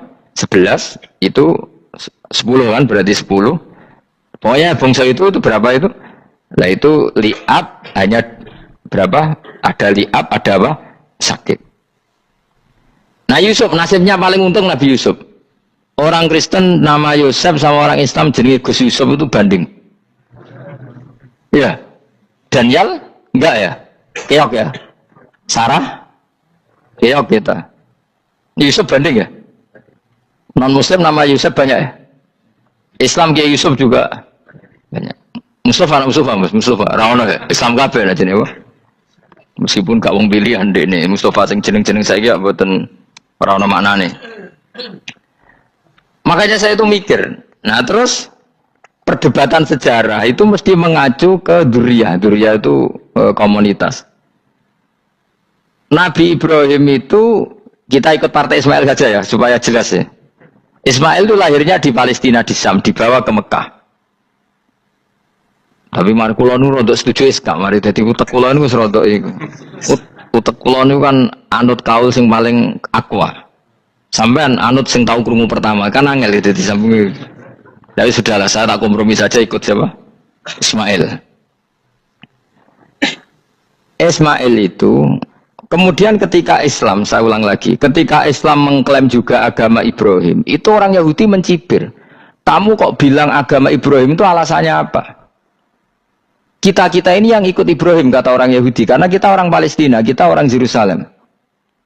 Terus Nabi Muhammad memberi penjelasannya, tentu diajari Allah, Ibrahim itu pernah hidup di Mekah. Buktinya fihi ayatum bayinatum maqamu, jejak kakinya di situ, jejak kesejarahnya di situ, yaitu istrinya pernah dibawa ke Safa dan Marwah, yaitu peristiwa Hajar nyari apa? Air. Lalu Ibrahim dan Hajar ini punya anak namanya siapa? Ismail. Dan itu namanya Abul Arab. Jadi Abul Arab itu Ismail. Bukan Ibrahim. Kenapa kok tidak Ibrahim? Karena Ibrahim juga Abu Syam. Ibrahim masih milik bersama. Yang mulai benar-benar hidup di Mekah itu siapa? Ismail. Maka dulu perdebatan antar para peneliti agama, itu lalu Adnan itu siapa? Makanya terus diputuskan, wa adnanu bila roibin inda dzawil ulumin nasabiyah ila dzabihi Ismaila nisbatuhu wa muntama. Lalu pertanyaannya, orang Yahudi yang di Palestina tetap mengklaim kalau mereka turunan siapa? Ibrahim, dan menduga Ibrahim adalah Yahudi. Islam darani Ibrahim Islam. Ya sudah seperti itu tuh nasib agama, akan begitu terus ila yaumil qiyamah. Kita tentu iman status Ibrahim, maka anak Ibrahimu Yahudiyah wala Nasraniyah. Nah, kenapa harus Quran ngendikan? Karena secara fisik atribut Ibrahim itu sekarang makomnya itu dikuasai Yahudi, akhirnya dikuasai Israel akhirnya juga. Jadi gampangannya ini loh. Umpama Nabi Ibrahim di makom ning Indonesia terus dikemuli ayat kursi kan aman. Paham tuh kita? Angel temen terang kowe. Mesti diarani Islam. Lah tapi di makom ning Israel dikemuli bintang kejora. Paham? Maka mau tidak mau tetap ada perebutan otoritas politik. Makanya di sini ini Sayyidina Umar ngotot kepengen nalokno Romawi. Maksudnya Romawi sing nguasai Palestina. Tenan kasil. Akhirnya Nabi Ibrahim total ning masjid. Ngalin kono jenenge Masjid Umar. Mergo sing naklukno awal sedurunge Salahuddin Alayubi sinten? Tapi gak suwe kalahne wong Islam. Lagi menangne Rasulullahuddin apa? Terus kalah meneh terus saiki dadi kota modern nih. Dikelola secara internasional dianggap kota tiga nopo agama. Ya wes. Nah kita is ngimani Quran wae ora usah ndelok bukti fisik. Mergo nek bukti fisik iku beberapa nabi makome ning Israel sing status notabene niku Yahudi. Lalu Yahudi itu apa? Awas kena anut aku. Usah pinterlah sementara anut aku. Karena ini sekali salah itu fatal. Yahudi itu siapa? Yahudi itu nama agama, apa nama marga, apa nama sekte. Terus orang tuh gak tahu mikir meneh. Dikira Yahudi itu nama agama, apa nama sekte. Israroh gus ora tau mikir. Ya wis ora roh enak. Jadi Yahudi iku jeneng wong iku Yahuda bin Yakub bin Ishak bin Ibrahim. Lalu nama ini ya tetap tauhid, tapi pertanyaannya apapun tauhid kamu tetap akan disalahpahami oleh penulis sejarah. Maka sejarah itu sekali sing nulis salah, tetap selawase kurbane yo salah. Misalnya kok Siti Jenar, kita kan tidak pernah tahu Siti Jenar persis piye. Kabeh nulis misalnya dekne wahdatil wujud. Akhirnya dekne tersangka wahdatil wujud manunggaling kawula Gusti. Tapi ada juga penggemar Siti Jenar. Siti Jenar udah diwali, wali songo hasud. Barang dipateni wangi, ben ketok elek digenti asu. Dadi sing ketok elek wali songo ning versi penggemar Siti Jenar. Aku lah termasuk turunan Sunan Kudus ning catatan. Iku paling mangkel mek ketoprak. Perkara men kalah mek Saridin ceritane. Sajane ya mangkel, tapi sing gawe ketoprak iku tau sowan aku.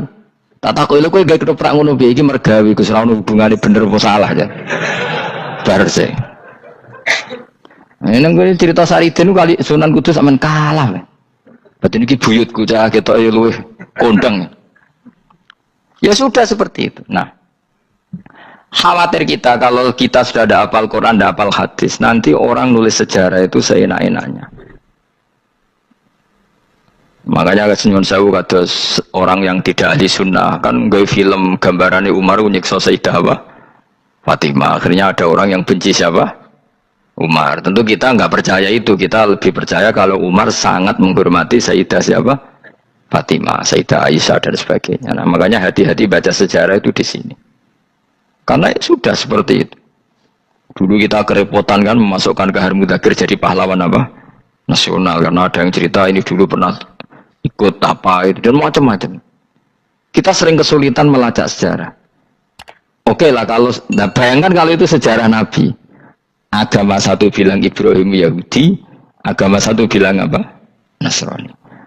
Tapi Allah itu maha kuasa. Orang itu kalau salah mesti keterucute iku elek. Kowe mesti ra roh, gak ulama gak roh. Ketika Nabi debat dengan Yahudi, debat dengan Nasrani, itu debatnya itu lucu. Kanjeng Nabi ditanya, Mat, kamu agamanya ikut siapa? Saya pengikut Ibrahim. Lalu Yahudi itu, padahal pinter-pinter wong Yahudi, kadung bakat cerdas. Tapi musuh-musuh pangeran tetap kalah. Jawabnya Yahudi ini, wah berarti kamu harus hormat saya Muhammad. Kenapa? Kamu ikut siapa agama kamu? Ibrahim. Kan anit tabi millata Ibrahimah Hanifah, millata abikum Ibrahim. Berarti kamu harus hormat saya Muhammad. Kenapa? Karena panutan kamu Ibrahim itu saja pengikut Nasrani.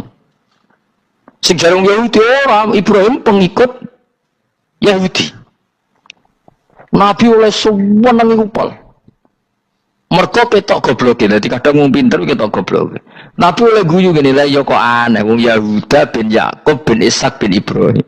Tapi padha karo muni Pak Karno pengagum Puan Maharani. Kira-kira gitu cara bahasa Indonesia itu. Utawa kowe mendingin ya Mbah Nur Salim penggemar Hasan anak kula. Utawa kowe muni Mbah Zubair penggemar Gus Zufur, kan boten mungkin. Utawa Mbah Hasyim penggemar Mbak Yeni. Jadi mereka itu keterucut ngene, Ibrahim itu Yahudi. Padahal sing jenenge Yahudi iku putune Nabi Ibrahim go Yahuda bin Yakub bin Ishak bin Ibrahim. Mulane terus Quran turun. Quran turun oleh gojlok ngene. Ha antum haula'i hajastum fi ma lakum bi ilm falimatu hajuna fi ma laysa lakum bi ilm. Ini perdebatan sudah tidak fair. Muhammad berdebat secara ilmiah karena dia junior ngaku pengikut Ibrahim. Tapi kamu Yahudi Nasrani pendapat kamu itu abal-abal. Masa Ibrahim pengikut Musa? Padahal Musa dan Ibrahim dulu Ibrahim. Masa Ibrahim pengikut Yahuda? Padahal Yahuda itu cucunya Ibrahim. Makanya Quran gojloke wama unzilati Tauratu wal Injilu illa mim ba'di. Ya ahlal kitab lima tuhajuna fi Ibrahim wa ma unzilati Tauratu wal Injilu illa mim ba'di afala taqilun. Jadi ini penting ya, penting dalam sejarah. Tapi santri-santri yang seneng ngaji ini ku ora roh sejarah. Pokoke ngaji mlebu swarga paham ra apa itu. Kurang hebat ngadepi wong ngaji. Saya itu tidak setuju seperti itu. Oke lah kowe mlebu swarga lah spek-pekan kok. Tapi mbok yo paham. Tapi ra paham lah sementing mlebu swarga lah iku masalah kowe. Ora tahu kepikiran li'ilai kalimatillah. Aku lho cara kon mlebu swarga mbek kon paham Quran, milih paham Quran sik. Lagi mlebu swarga. Tapi kok ana sida mlebu ya ora mungkin paham Quran bun neraka. Kowe ku aneh-aneh. Maksudnya ku keton regani pangeran lah mlebu swarga iku keren ya mergo paham Quran. Ora kok kowe wis penting mlebu. Ora paham lah. Karena ini sudah jadi menjadi perdebatan internasional. Saya itu berkali-kali ikut penelitian, makanya nah lucunya nasab itu sah. Mereka yang Yahudi kalau ditanya man huwal Yahud, huwa Ishak, huwa Yahuda bin Yakub bin Ishak bin Ibrahim. Terus diomong no Ibrahim pengikut Yahudi itu padha karo tadi kayak kita bilang misalnya Mbak Munawir pengikut Gus Najib. Kan nggak mungkin Pak Karno pengikut Puan Maharani atau Gus Mbah Hasyim pengikut Mbak Yeni atau Mbak Nur Salim bapak saya pengikut Hasan anak saya, kan aneh. Sehingga pangeran oleh gojlok gitu. Ha antum ulai hajastum fi ma lakum bi ilm. Mereka ini sudah siap berdebat secara ilmiah. Falimatu hajuna fi ma laysa lakum bi ilm. Tapi saya iki pecintane Kanjeng Nabi ku rata-rata ku ora pinter. Penting selawatan berjanji buanter. Nak diarani bid'ah ngomong wis ngono terus kegiatan. Lah sing diarani bid'ah padha dene wong selawatan iku tareh kok di. Kadang-kadang yo bingung. Wis sama bid'ah berjanji cara mbok terjemah ngarah diarani bid'ah. Lah bid'ah ning ndi wong walam matamma min hamlihi syahrani ala masyuril aqwalil marwiyatu fiya bil madinati Abu Abdullah, ketika Nabi kandungannya umur 2 bulan bapaknya mati. Terus itu kan tareh. Gara-gara diwaca bahasa Arab terus koyo mantra. Lah akhirnya diarani bid. Sing maca padha ora paham, maksud Allah, ya Allah. As padha dene aku repot besar. Pusing aku mikir berarti. Ayo kuwi ngono ta ora kelakuanmu itu. Sing biyen ana mau tulis bahasa Indonesia, kok terus ketara gak Wulida maktunan biadil inaya makuhlan terus ya sudah ya biasa aja tareh. Ya kan tareh terus ketika Sayyid Abdullah kenapa meninggal di Abwa? wa kana qad ijtaza bi akhwalihi bani adim nat taifatin nat jariyah fama kasafihim syahron saqiman yu'anu nasukmahu wa syakwa. Kenapa Abdullah meninggalnya di Abwa? Abwa itu kawasan Yasrib karena Abdullah sedang menjenguk keluarga besar dari ibunya. Keluarga besar dari ibunya, istrinya Abdul Muthalib itu orang Yasrib. Nah pas di sana di Bani Najjar sakit, terus kapun, terus bid'ah ning ndi wong iku sejarah. Tapi mbok maca bahasa Arab, kowe maca koyo historis Allah terus mbene wae. Ya akhirnya wong kan darani iku mantra. Mana aku nak takoki wong iso bener ndi, wis padha ora bener ya ngono. Terus bener sapa sing ngalim? Wis kowe gak mau ngalim bener. Ya nek ngono padha benere wae. Wong sing ngritik ku krungune mantra, sing maca bos. Pusing ngomong terangno kowe. Nah, problemnya agama itu seperti itu. Yang diikuti orang banyak. Itu di makamnya Nabi Dawud itu ya sudah wiridan ala Yahudi. Sama sekali. Saya sampai nangisi Nabi Dawud. Karena makamnya itu total dirawat ala mereka. Jogja juga ngalami gitu, Jakarta, Rembang nanti juga ngalamin gitu. Banyak raja itu wali, tapi waris-warisnya sudah nyuwun sewu orang abangan, terus misalnya dikasih sesajen. Orang nok yasine tapi mau sesajene mau apa kalau makamnya memutuskan seperti itu, penjaga makamnya itu. Mulane kena dadi wali ngungu anak putumu, muridmu wali, nak ora repot, guri-guri dikai sajen. Itu di Gunung Kawi itu ada makam santri, tapi di Gunung Sugihan piye saja. Gue ruhe nangis tenan. Banyak seperti itu, enggak asal tua banyak. Nah, lalu makom itu terserah siapa bertanya? Terserah yang rumat apa terserah statusnya zaman dulu? Nah, karena yang rumat itu berafiliasi ke Yahudi, terus mengklaim Ibrahim itu, maka Quran harus menerangkan makana Ibrahim Yahudi wala Nasrani karena secara artefak, secara kesejarahan fisik itu sekarang dikuasai Yahudi. Jadi repot. Ya tapi itu ya sudah. Makanya kita kembali ke Quran dengan cerita tadi. Ibrahim tetap Abul Anbiya. Ibrahim tetap Muslim. Buktinya punya peninggalan Ka'bah. Nah, Ka'bah ini harus kita jaga. Ketika Ibrahim kita katakan ninggali Ka'bah, ternyata Ka'bah di situ sentral tauhid. Antahira baitali ta'ifina wal akifina waruka'is sujud. Ketika Ka'bah jadi sentral tauhid, maka kita akan mengatakan peninggalan Ibrahim pasti tauhid. Makanya Nabi marah besar ketika Ka'bah ada berhala banyak. Andai kan nggak dihapus oleh Nabi, maka berhala itu pun dianggap peninggalan Ibrahim. Dong tau nih? Dong tenan. Ya pinter nih, jadi maju lah. Mulane kowe aja geman ndonga saleh dhewe, ora cukup. Saleh saiki ora cukup, kudu ditopang saleh anakmu, saleh putumu. Apa artinya kita sekarang saleh kalau anak cucu kita tidak saleh? Pasti sejarah dibalik.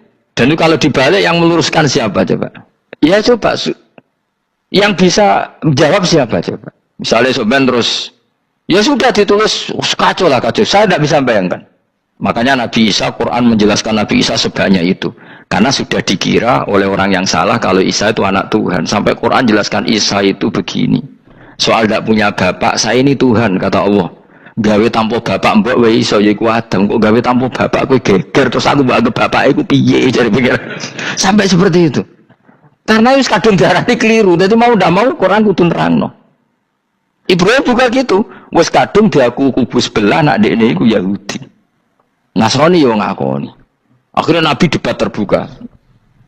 Lah debat ku nek kakuati kudu adu pasut. Lah repote umat Nabi sing ra keramat wis akeh yo repot.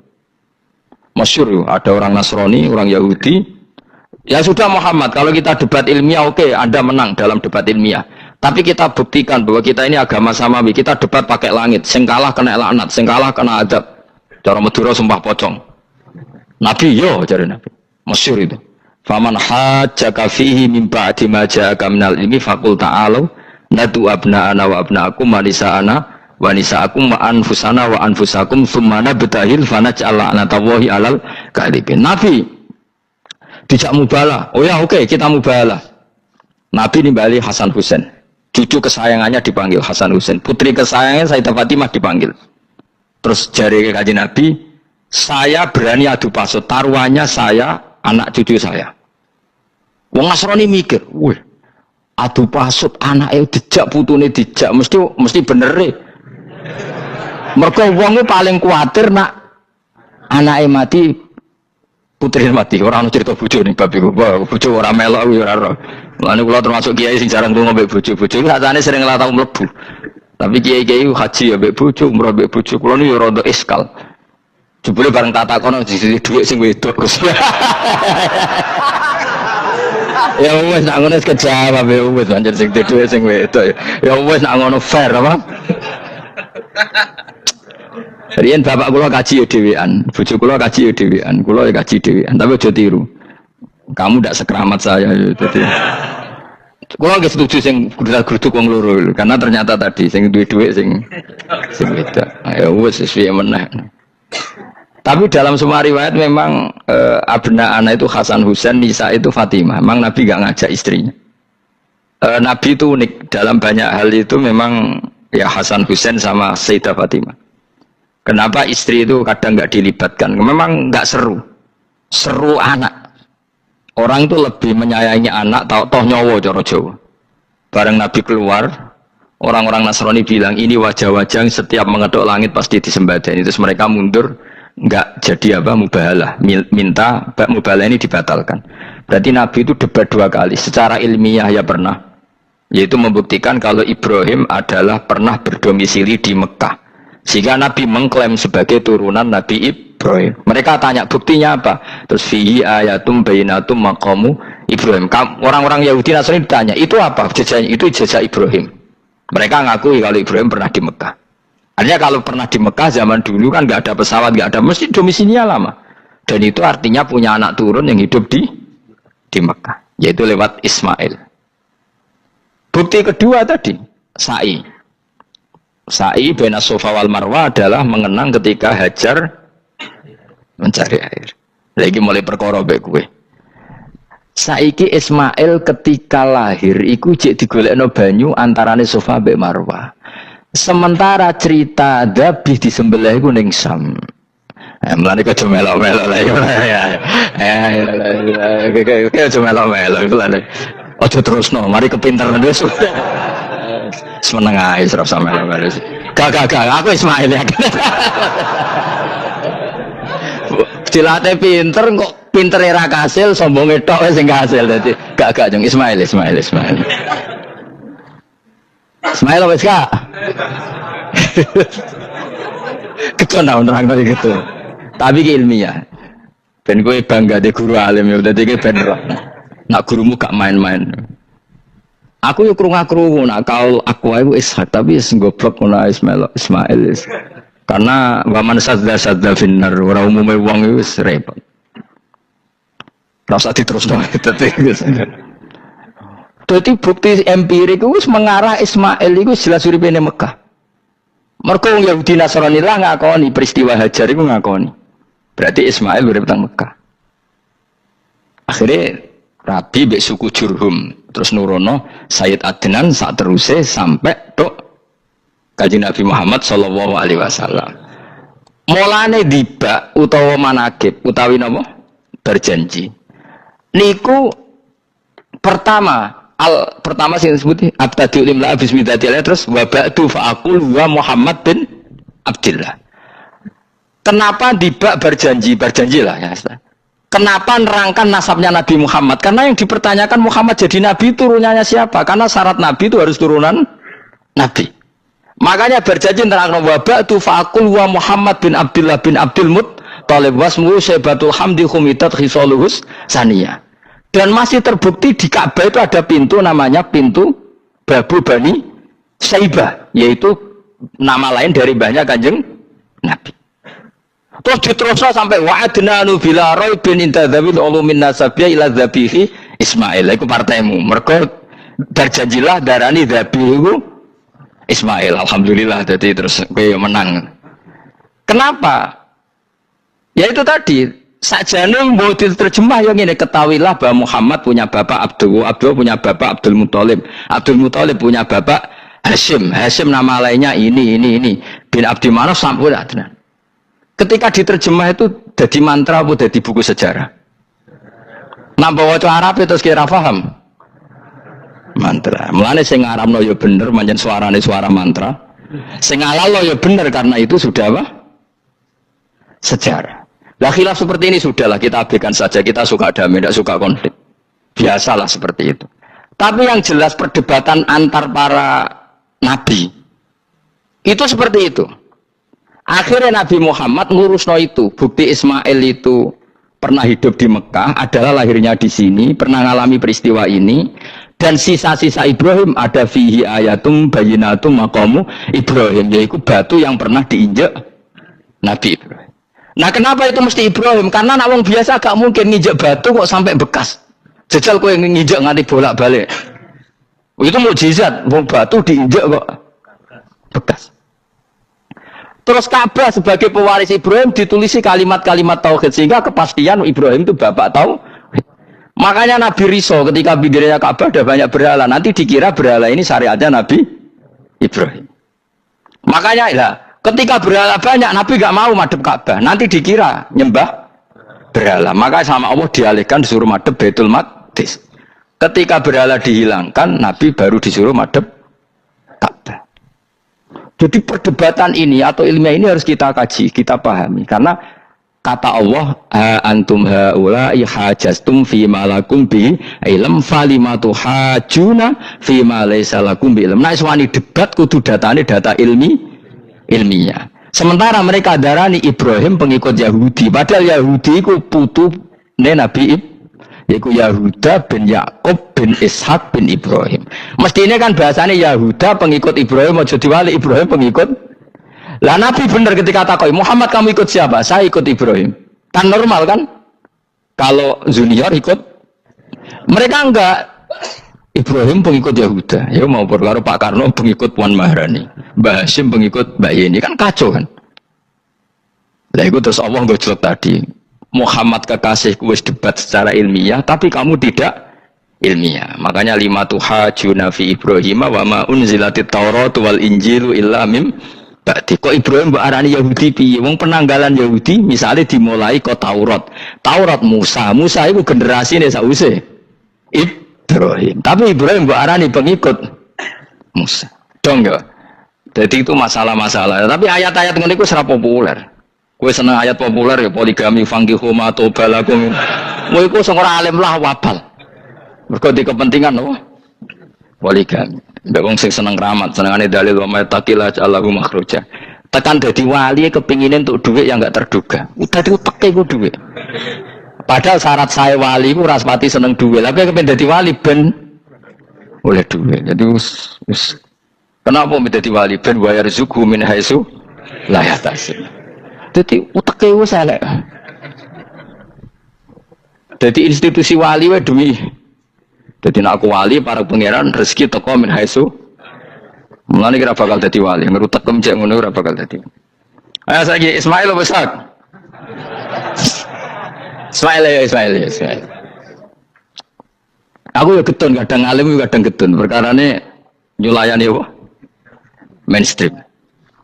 Tapi cara kula ya Ismail sudah tak bilang apa? Ismail. Apa? Ismail Iska Ismail. Nak cacile kan boleh sengguri. Yang jelas bahwa Ismail atau Ishak kaulani ono pendapat dulu. Ya sudah, when arah Ismail ya Ishak. Tapi kabeh kitab itu menjadi setuju Ishak, tapi ben kok. Aku kadang ya, aduh matane wong tenan. Ya sudah, pokoknya kaulani apa? Ada dua pendapat, yaitu Ismail atau Ishak atau malah kita alime to kowe. Ada dua pendapat. Oh kan.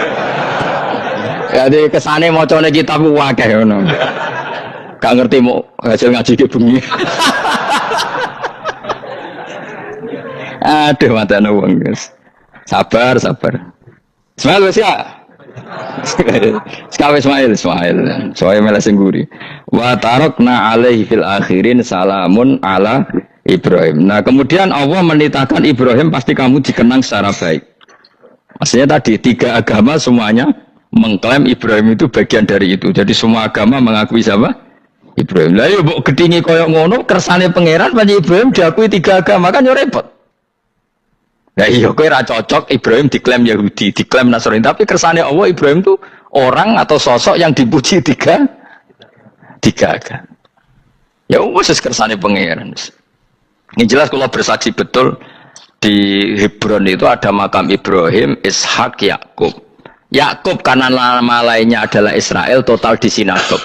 Meskipun kita tetap kita pasti yakin kalau Yakub itu nabi dan tidak ada sangkut pautnya dengan keyahudian. Maka kita statusnya mengikuti Quran saja. Kalau status artefak atau fisik itu tinggal sing nggawe makom. Nggih mboten. Misalnya tadi Ibrahim karena makamnya di Israel, Israel dikuasai orang Yahudi, terus mereka tinggal saja ganti kafan ala Yahudi, dikemuli ala Yahudi, selesai. Waduh misalnya ono Zaid itu bawa wali bora, bawa wali tenan bora, misalnya di makam Wahabi sudah seperti itu. Hanya dikasih tanda di kepala, tidak ada jubah, tidak ada apa. Tapi kebalikannya misalnya, Ruhin mati, anak putune suga, kayak cungkup, wali besar Ruhin, ya terserah nih. Lah mungkin era kita masih konangan, era... Nice. Lu nak wali songo karuan ono buktine sejarah secara silsilah. Lah nak sing ra jelas-jelas yo. Mulan cara kula putune wali kudu alim biar urut. Saya itu punya catatan sampai Sunan Kudus meskipun lewat ibu. Lewat nasab ibu. Tapi supaya penting. Pentingnya tadi, saya masih punya kitab milik buyut saya ke-7 ke-8. Itu berapa coba? Berapa orang itu? Itu setiap saya buka itu langsung putus saking lamanya kitab itu. Sehingga saya tahu itu tradisi nenek moyang saya. Enggak mungkin nenek moyang saya seneng keris, seneng jimat. Nyatanya yang goni lemari ini mau ano kitab. Mbon ane goni mana ane keris kan. Artinya ini penting. Ibrahim juga gitu. Ibrahim itu ngendikan dengan anak putune tinggalanku yo Ka'bah iki, sucikan Ka'bah dari kemusyrikan. Antohiro bidali ta'ifina wal akifina warrukais sujud. Sehingga orang ingat Ka'bah itu ingat apa? Dipakai kiblatul musallin. Kiblatnya orang sholat. Lalu orang sholat itu orientasinya apa? Adalah tauhid. Berarti Ka'bah didesain untuk kiblatnya para ahli tauhid. Harus terus kita buktikan terus setiap sholat mustaqbilal kiblati dan saat sholat kita melakukan tauhid. Jadi terus sejarah berkesinam. Tapi andaikan sejarah pelakunya salah ketika Ka'bah dikuasai Abu Jahal Abu Lahab kemudian didesain pinggirnya Al-Ata dan Uz, maka seakan-akan Ka'bah jadi sentral kemusyrikan. Makanya ini penting. Jadi lalu sejarah ini gimana? Ya terserah pengelolanya kan. Mulane wali urip iku mesti didongakno wali mati mergo sing iso njaga khazanah iku wali urip. Paham sing kula maksud? Jadi ojo bayangno Mekah iku sok ben kalah, nek Mekah kalah terus Ka'bah dikuasai Abu Jahal CS misalnya. Sing jenis maksudnya, ora Abu Jahal tangi meneh mboten malah repot kabeh. Nah di sini ini pentingnya Quran. Alhamdulillah wong Islam diwarisi oleh Allah Quran, kitab la yatabaddal wa la yatakhayyar. Kitab yang enggak akan rubah, yang enggak ada matinya. Sehingga suatu saat misalnya Ka'bah kok pinggirnya berhala, kita tetap nganggep itu tradisi yang salah. Mergo sing jenenge Ka'bah iku antahira bidali taifina wal akifina warrukais sujud. Ka'bah adalah tempat yang harus steril dari salah guna, dinggo kemus. Jadi barokah Quran sebagai teks yang enggak hilang, kalau suatu saat ada perubahan tidak seperti yang kita saksikan sekarang, kita ngikuti Quran. Misalnya Ibrahim, senajan to makamnya di sinagog misalnya, Yakub makamnya di sinagog, kita tetap yakin mereka adalah ahli tauhid. Nabi Dawud yang diklaim sebagai King Dawud, King David, makamnya di Israel, terus diatributi ala Yahudi, kita tetap yakin huwa nabiyun, beliau adalah nabi beragama tauhid. Berdasar apa? Ya berdasar penjelasan Al-Quran. Kalau berdasar empirik artifak ya terserah yang bikin. Dan ini ya. Di mulane kowe sing syukur ngaji sampai roh kaul loro Ishak Ismail wis ya sapa to sing mesti siapa Ismail mau baru Ismail gak konsisten ben kok supaya anut wong akeh jangan anut wong akeh wis ngene padha ora roe wa tarokna abqaina ali fil akhirin sanan pengalaman hasanan kang bagus salamun te keselamatan minna sanging kita maksudnya sanging Allah ala Ibrahim ngatasi Ibrahim kadhalika mengkon-kono kabeh kama jazina kaya malas ingsun kabeh naji malas ingsun al muhsinina ing pira-pira wong sing nglakoni kaapian eli anfusi maring awak dhewe wong akeh. Jadi orang dimulai melakukan kebaikan pada dirinya sendiri. Kalau dia baik pasti apa?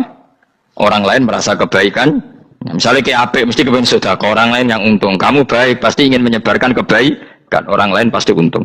Inna usataman Ibrahim iku min ibadina al mukminin. Saking pira-pira kaula ingsun al mukminin kang mukmin kabeh. Wa basyarnahu.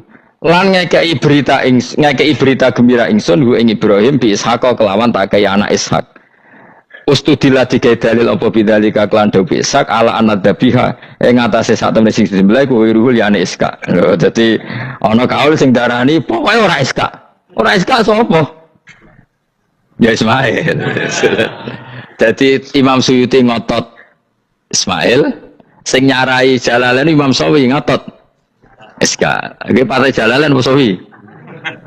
Lu Jalalain kaos kadung kaos Jalalain dulu. Yes pokoknya Nara Ibrahim kan agak Ismail ya. Iska tidak mungkin yang lain iku wae sing ngono ae kok ribet. Sing jelas niku ana sing disembelih. Jenenge Nara Ibrahim, sapa? Ishak Ismail. Sing nyembelih jelas Ibrahim, nah niku jelas. Aduh. Repot. Dadi wong alim dadak. Kula nate maca mobil mangkel nganti saiki. Susah dadi wong waras, tangan-tangan kok. Ya ono bener e. Lah wong gendeng ora tau mikir. Dadi aku tahu dendam mbek tulisane mobil mesti tok-tok. Gelem ra gelem kan maca ning ngarepe. Susah dadi wong waras. Aku pertama iskal. Engko waras kok susah. Tanganan iya wong gendeng kan gak tau mikir. Mulane kena susah berarti waras. Nak ra tau mikir berarti. Jadi mau nak roh khilaf berarti wong alim. Nak ra roh khilaf berarti wong orang alim. Saiki wis roh khilaf berarti alim. Masa Rasulullah jadi nabi itu 23 tahun. Terus sampean ingin ngaji paham dalam 1 jam, itu keangkuhan menurut saya. Jadi Rasulullah itu jadi nabi itu 23 tahun. Tapi orang ingin memahami Islam, nyewa kiai, diatur lagi itu kalau nggak pernah sepuh itu dosa, itu jelas itu. Itu 1 jam ingin paham. Saya punya sekian cerita ini Maulidur Rasul Shallallahu Alaihi Wasallam. Itu dulu zaman Nabi itu ada ayat yang Jibril jauh-jauh dari langit turun ke bumi hanya membawa 1 kalimat. Sehingga syarat seorang mufassir itu termasuk tahu pertanyaan kalimat apa yang hanya 1 diturunkan Jibril, yaitu kalimat minal fajr. Jadi dulu awal-awal Islam itu ada ayat kamu makan wakulu washrobu hatta yatabayyana lakumul khaytul abyadu minal khaytil aswad. Jadi kalau malam puasa itu orang boleh makan selagi melihat benang putih sama benang hitam itu belum kelihatan. Tapi kalau sudah kelihatan mana yang hitam, mana yang putih, berarti otomatis imsak. Itu sahabat entah saking lugunya, itu ya benar-benar pasang benang hitam sama putih, dia makan. Nanti 1 jam dari makan misalnya diintip lagi, kok belum kelihatan makan lagi.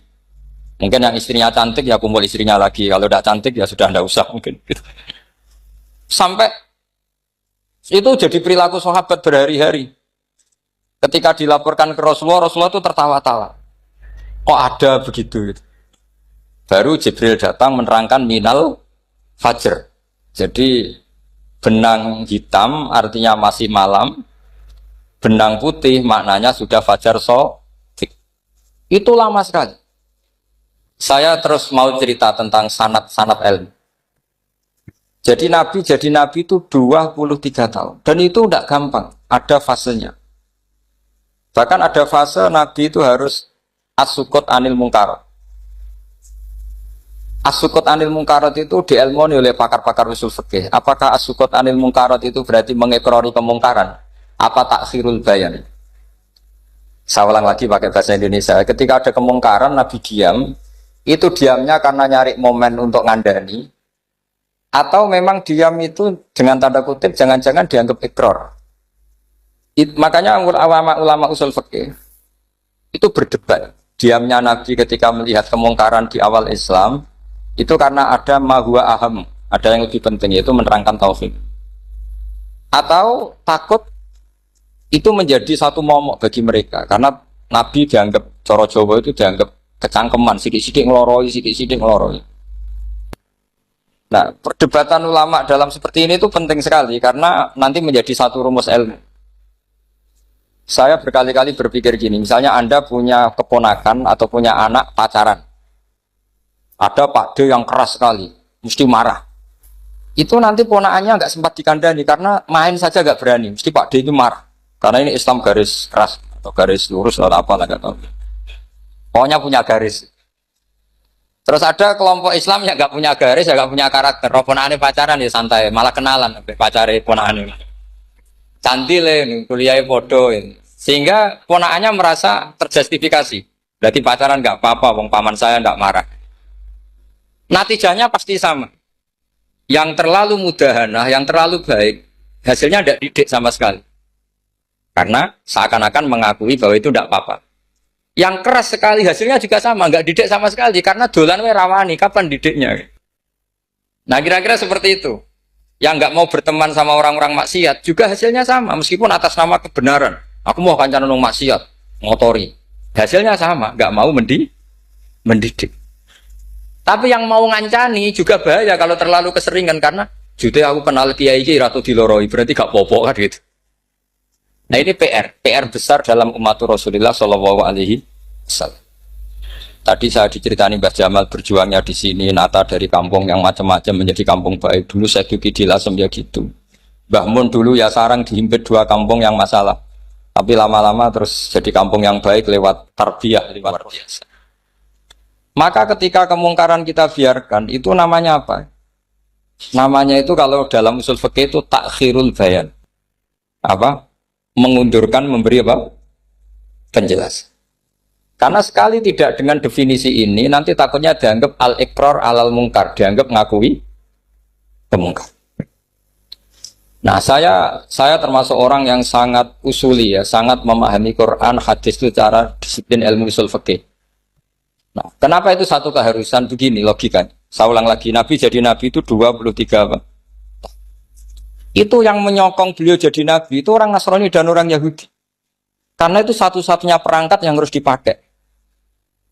NU belum ada, sama nggak usah GR bela Nabi. NU pas itu belum ada. Maulid Nabi itu yang kangelan tuh Abu Lahab, bukan pengurus NU. Sampai sekarang dalil Maulid itu masih pakai Abu Lahab. Jadi ini ya NU itu termasuk organisasi yang luar biasa. Abu Lahab itu jadi dalil. Jadi Abu Lahab dengar kalau iparnya Abu Lahab itu iparnya Aminah, iparnya Sayyidah siapa? Dengar Aminah lahir, nggak punya suami, saking senengnya candalemnya beliau, itu dimerdekakan. Ya setidaknya untuk hari Senin tak sebut beliau, karena pas soleh. Nanti Selasa Rabu sudah. Itu dimerdekakan. Saya yang kiai kecil saja nggak bayangkan kalau pagi-pagi tidak punya anak dalam yang bikin kopi siapa, yang mencucikan siapa, yang nyapu rumah. Tapi Abu Lahab saking senengnya punya ponakan itu dikasihkan, sudah Suwaiba kamu pakai saja. Sudah biar melayani kamu, ngurusin kamu. Jadi saya bayangkan hari itu Abu Lahab itu mungkin bikin kopi sendiri, nyapu sendiri demi. Nah itu sama Allah dikenang sehingga yukhaffafu anhul adzabu yaumal isnan itu masyhur.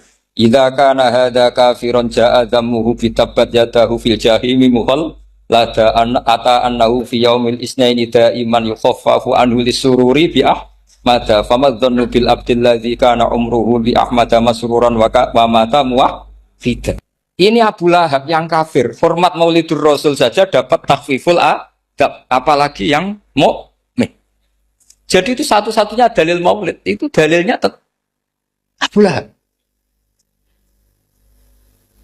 Ya makanya terus kita itu dibully sama kelompok sebelah, dalil kok Abu Lahab. Tapi saya pastikan awal Islam itu yang menjadi perangkat nubuah itu hanya Yahudi dan Nasrani. Karena yang lainnya nggak tahu Nabi itu apa. Saya beri sedikit cerita, Nabi itu umur anggap saja kita ikut kaul yang 12 tahun saja. Sebetulnya ada beberapa perdebatan, ada yang bilang 9, ada yang bilang 12. Tapi yang debat tidak usah didengerin, sama-sama nggak tahu kok ngotot. Kadang orang debat yang lucu, sama-sama nggak tahu kok ngotot. Anggap saja 12. Nabi datang ke Syam. Syam itu ya sekitar Syria, Lebanon, Palestina itu Syam. Itu pertama yang tahu kalau beliau Nabi itu ya rohib. Rohib itu terjemahnya ya pendeta. Rohib, Bukhaira nemuin Abu Thalib, itu siapa? Ini anak saya. Terus ditanya lagi, ini siapa? Ini anak saya. Sampai 3 kali. Terus sampai Abu Thalib itu agak tersinggung. Memangnya masalahnya apa kalau dia anak saya? Terus Ibu Bukhaira bilang gini, semua alamat Nabi pada anak ini itu ada semua, kecuali kecelakaannya satu, anak kamu. Loh, memangnya masalahnya apa? Karena alamatnya Nabi di Taurat dan Injil itu yatim. Sementara ini punya bapak kamu, ini masalah. Jadi dilihat macanya sudah memenuhi kriteria, semua memenuhi kriteria, kecuali satu, karena punya bapak Abu. Akhirnya Abu Thalib ngaku, ndak, ini dah anak saya, ponakan saya. Akhirnya diketahui kalau ini benar-benar calon Nabi. Pertama yang tahu siapa? Pendeta. Karena yang punya khazanah kitab samawi itu ya para orang Nasrani dan Yahudi. Sehingga Al-Quran meskipun pada akhirnya ngeritik Yahudi Nasrani, bicarakan Yahudi dan Nasrani. Karena satu-satunya yang masih punya kitab samawi itu Yahudi dan Nasrani. Meskipun sebagiannya sudah dirubah-rubah. Alamat pertama itu seperti yang diceritakan di berjanji afi ainaihikum, matanya dilihat. Terus perlakuan pohon. Saya pernah di pohon itu, pohon nubuah. Itu umurnya ribuan tahun. Itu kalau Nabi duduk misalnya di arah barat, matahari dari barat, normalnya akan kena kesetrong matahari. Itu yang rubah itu dahannya. Jadi Nabi itu orangnya lugu, duduk aja nggak mau mikir. Memang syaratnya Nabi itu nggak boleh mikir, harus ummi. Ummi itu lugu. Nggak boleh Nabi mikir besok makan apa, terus jabat apa, itu nggak boleh. Itu udah Nabi itu, maklar itu. Nabi itu nggak boleh mikir. Makanya Quran nyifati Nabi itu makun tata dirimal kita bualal iman. Kamu itu tidak tahu kitab itu apa, iman itu apa. Jika Nabi itu nggak bisa jumpa pers, nggak bisa. Nabi kok memalumatkan wah saya tadi malu, nggak bisa. Nabi itu justru bagus keliru pertama jadi Nabi. Nabi pertama ketemu Jibril itu dikira malakul maut, dia lari ketakutan. Zamiluni Khotijah, saya ini takut, itu tadi ada malakul maut, saya takut. Sama Khotijah dikemulin. Jadi Nabi itu nggak tahu kalau itu malaikat siapa? Jibril. Jibril nggak bisa dia kenalan nggak di seminar. Ini malaikat Jibril pernah kuliah di sini, nggak bisa seperti itu. Jibril itu ya aneh. Pertama ketemu Nabi, Iqra ya Muhammad, kamu harus baca ini. Kata Nabi, ma'ana Nabi Qur'an, saya tidak bisa baca. Harus bisa. Dipaksa sampai 3 kali. Nabi tetap jawab, saya tidak bisa baca. Terus kata Nabi kenangnya, faghot Tony, saya didekap. Kamu harus bisa.